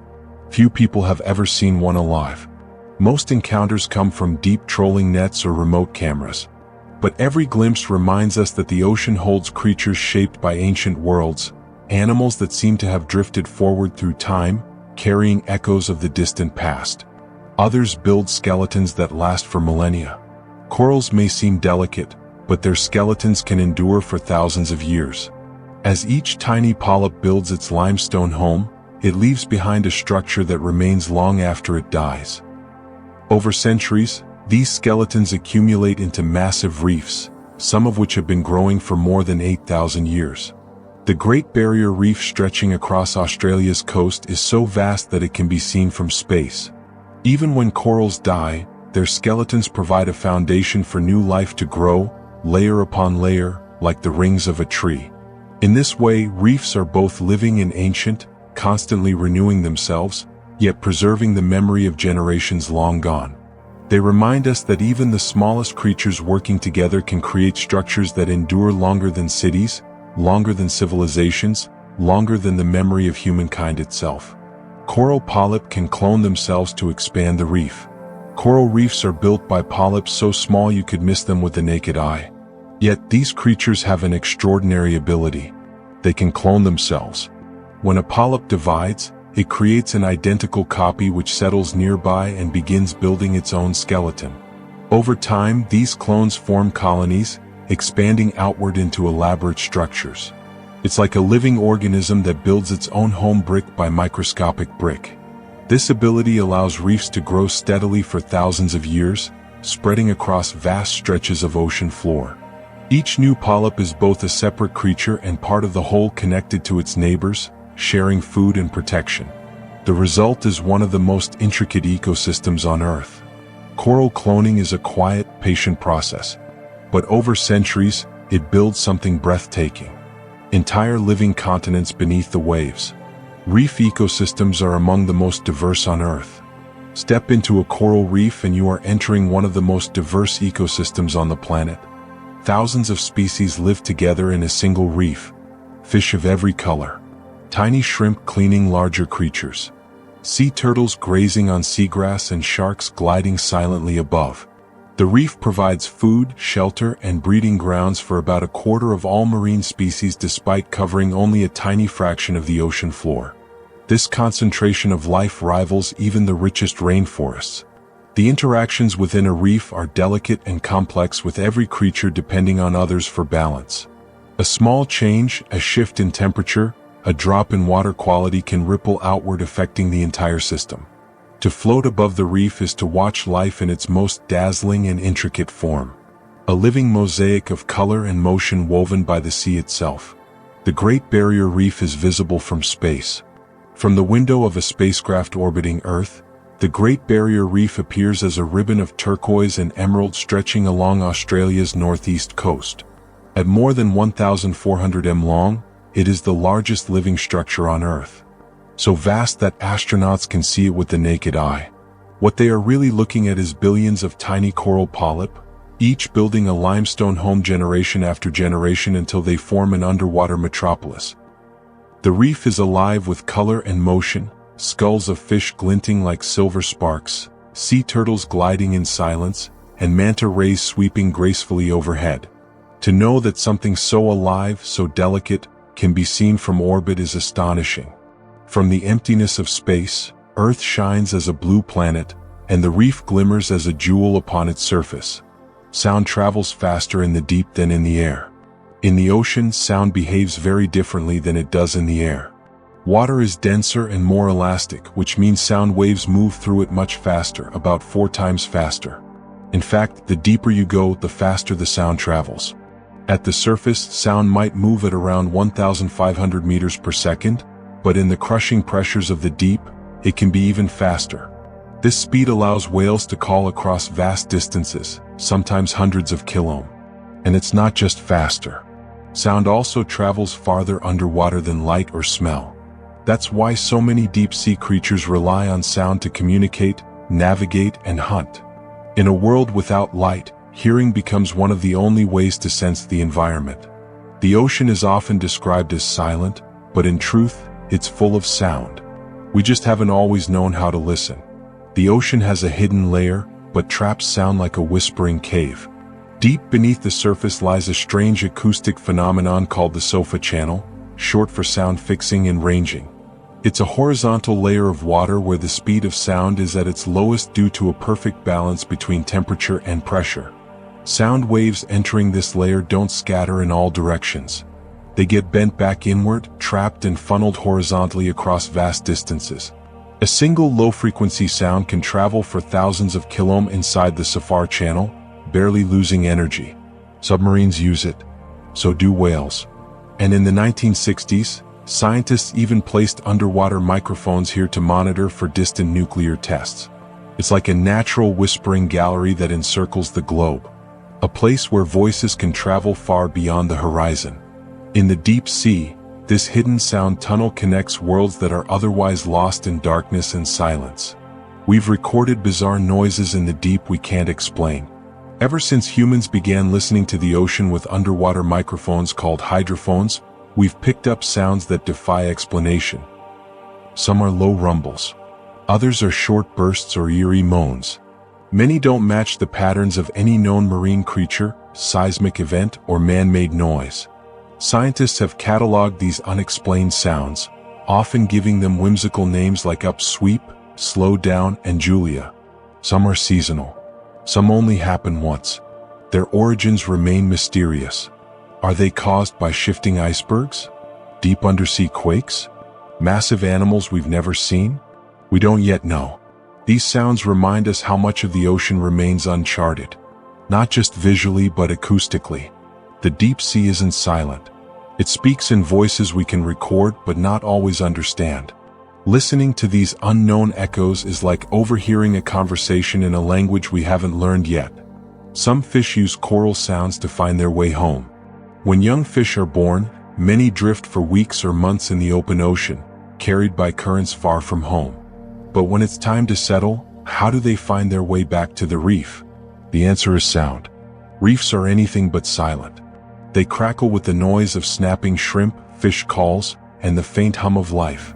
Baby fish can hear these sounds from miles away, and they use them as a kind of underwater beacon, guiding them home.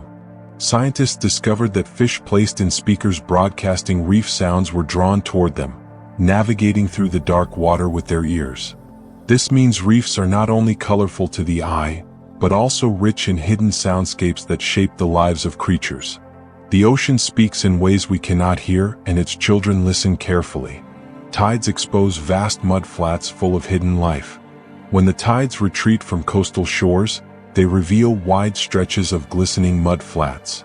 At first glance, these flats look empty, but they are alive with hidden life.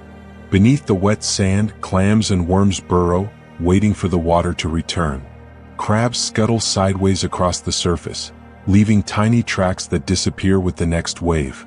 Birds flock to the exposed flats, probing the mud for food. Entire ecosystems depend on this daily rhythm. When the sea pulls back to reveal its secrets before sweeping in again.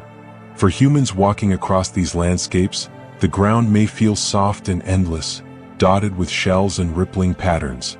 Mud flats are reminders that even in the soapslest, quietest places, life is abundant.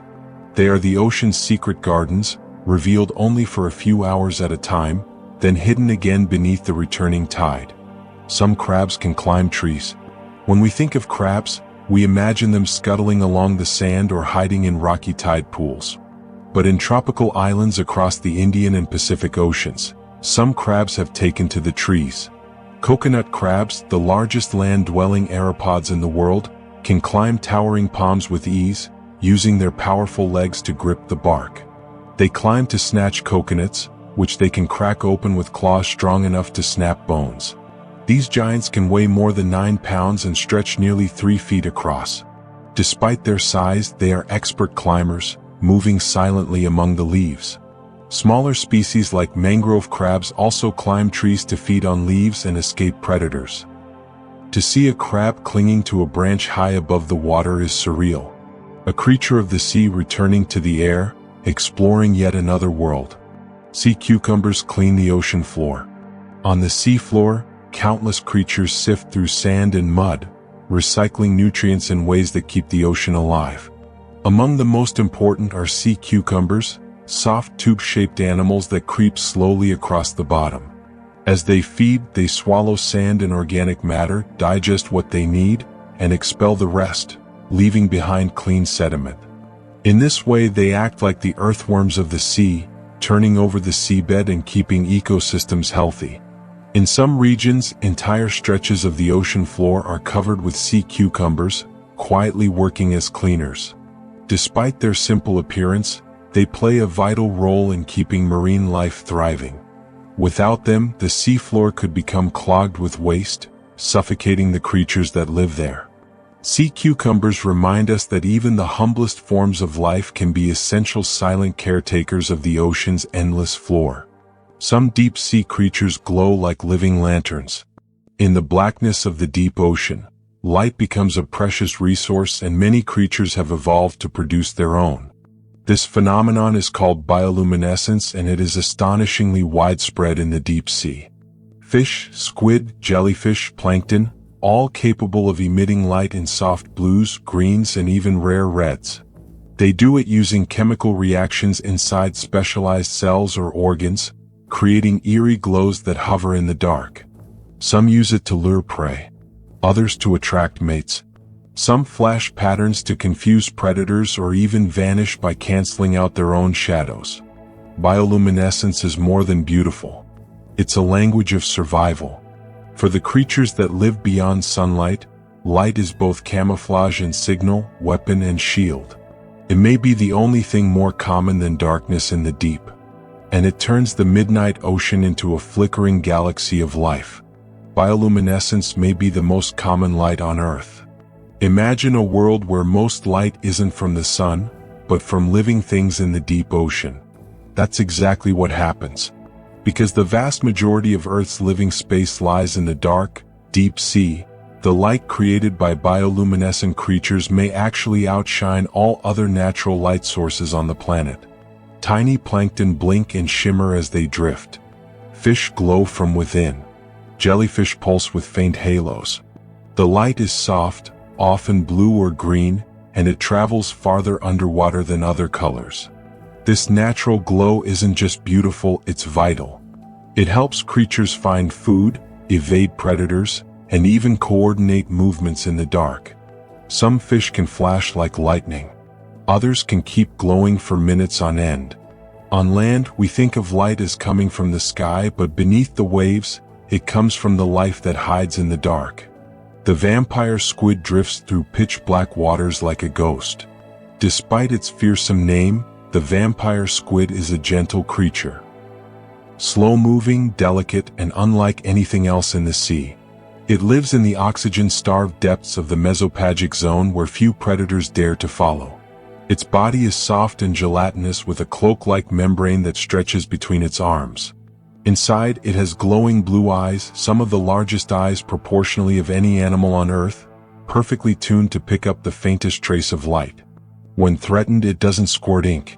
Instead, it releases a cloud of glowing mucus filled with bioluminescent orbs. These floating sparks confuse predators, buying the squid time to vanish into the dark. It doesn't hunt for fish. Instead, it collects drifting organic particles, marine snow with long filaments like catching stardust. The vampire squid is not a monster, but a marvel. A living ghost in a world without light. Giant tube worms thrive in water hotter than boiling. Clustered around hydrothermal vents where superheated water spills into the freezing deep live some of the most unusual animals on Earth. Giant tube worms. They can grow over 2 m long and live in tubes made of hardened protein forming thick reddened forests on the ocean floor. There are no mouths, no digestive tracts. Instead, these worms host colonies of chemosynthetic bacteria inside their bodies. The bacteria feed on toxic chemicals from the vent, like hydrogen sulfide, and convert them into energy. In return, the worms provide a safe home. This symbiosis allows them to survive in scalding temperatures, crushing pressure, and total darkness. It's an ecosystem built entirely on chemistry with no need for sunlight. The discovery of tube worms stunned scientists and showed that life could thrive in places previously thought uninhabitable. They may be Earth's most alien creatures, living in a world shaped by fire. Some fish can see colors humans never will. In the dark depths of the ocean, color might seem useless. After all, most visible light never reaches beyond a few hundred meters. But some deep-sea fish have evolved eyes that can detect parts of the light spectrum we can't see, including near-infrared and certain shades of red or ultraviolet. These special adaptations allow them to spot prey that tries to hide using camouflage or even communicate using subtle flashes invisible to other predators. The brown snout spookfish, for example, has a mirror-like structure in its eye that helps it detect faint glimmers of light from below. Other species have multiple visual pigments tuned to different wavelengths, giving them an almost alien kind of vision. Where we would see only blackness, these fish can detect flickers and shadows, hints of movement, signs of life. In the ocean's eternal night, their eyes become their secret advantage. Cuttlefish can disappear in a flash of camouflage. Cuttlefish are masters of disguise. With a single thought, their skin can shift from pale sand-colored patterns to dazzling stripes, spots, or swirls. Special cells called chromatophores expand and contract, revealing or hiding pigments instantly. This allows them to vanish against their surroundings, blending so perfectly that predators pass by without noticing.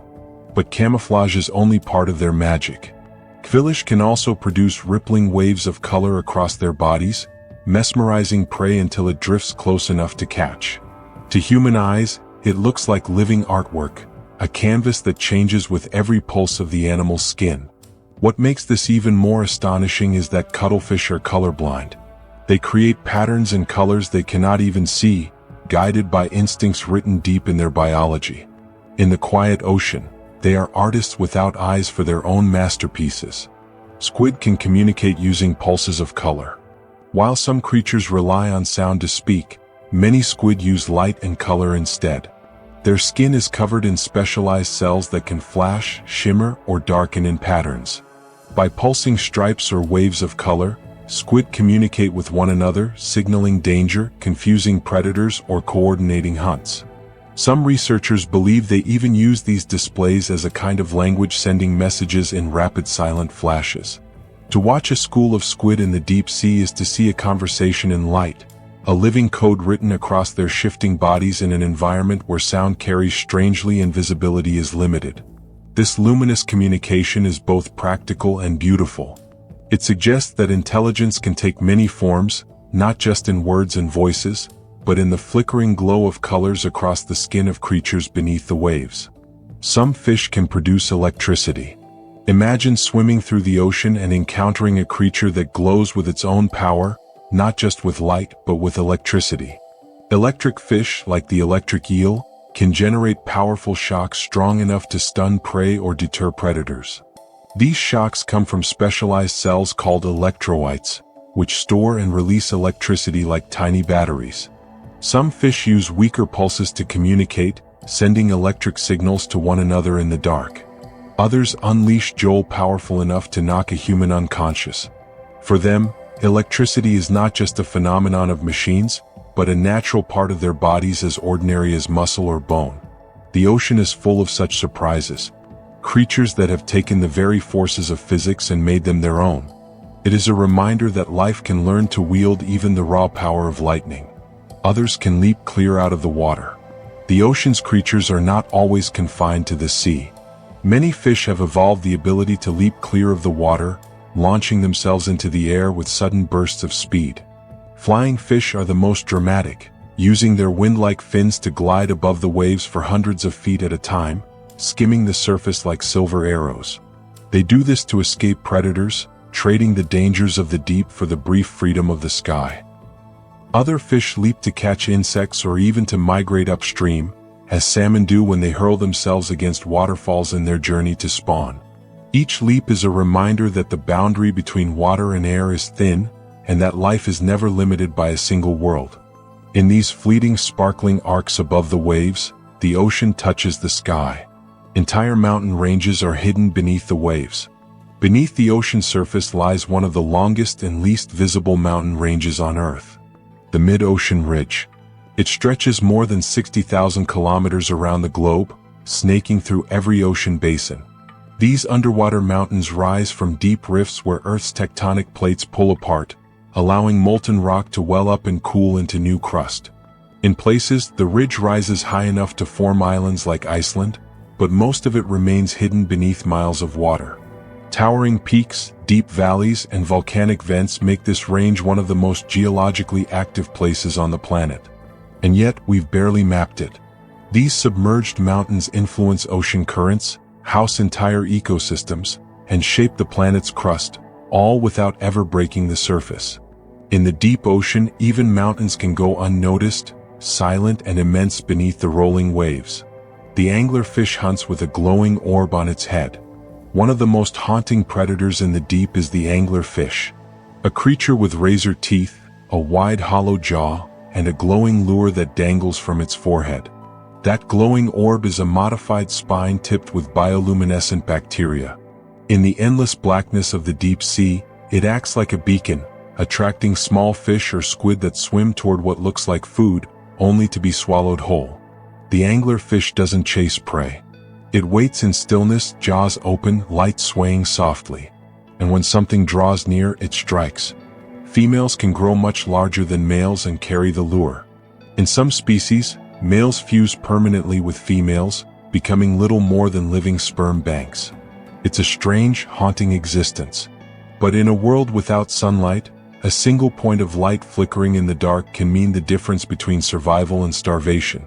Superheated vents create alien worlds at the bottom of the sea. Far beneath the waves, where tectonic plates pull apart and Earth's crust thins, cracks open in the seafloor.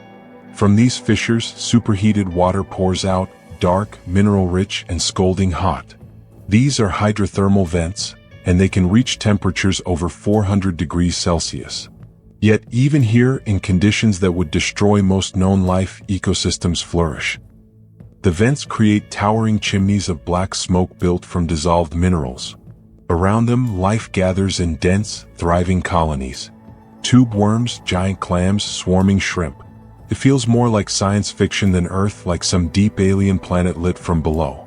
These vents don't rely on sunlight, but on chemistry, and they remind us that life doesn't need light, warmth, or air, only energy wherever it's found.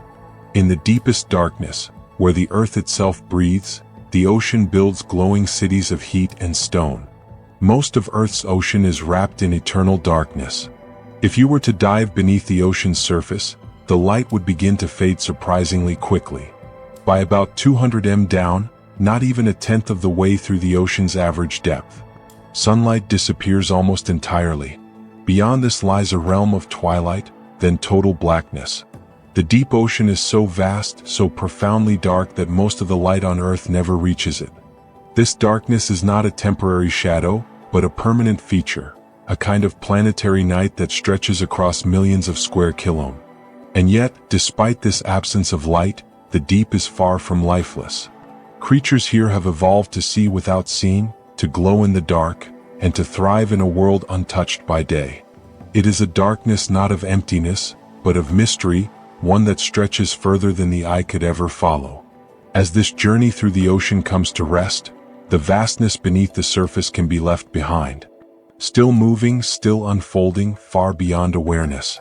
The deep continues its slow rhythms, carrying life, heat, and motion through darkness and time. Creatures drift, currents turn, and hidden landscapes remain where they have always been, quiet and unchanged by attention. What has been explored here is only a small glimpse of a world that never truly sleeps. The ocean will keep shaping the planet, sustaining life, and holding mysteries long after this moment fades. Its depths remind us that not everything needs to be seen to matter, and not every question needs an answer right away. If this calm exploration brought a sense of wonder or rest, you are always welcome to return. These quiet moments exist to slow the mind and let curiosity soften into peace. But for now, allow your mind to settle. Let the body grow still. And let the wonders of the ocean carry you to sleep. Good night.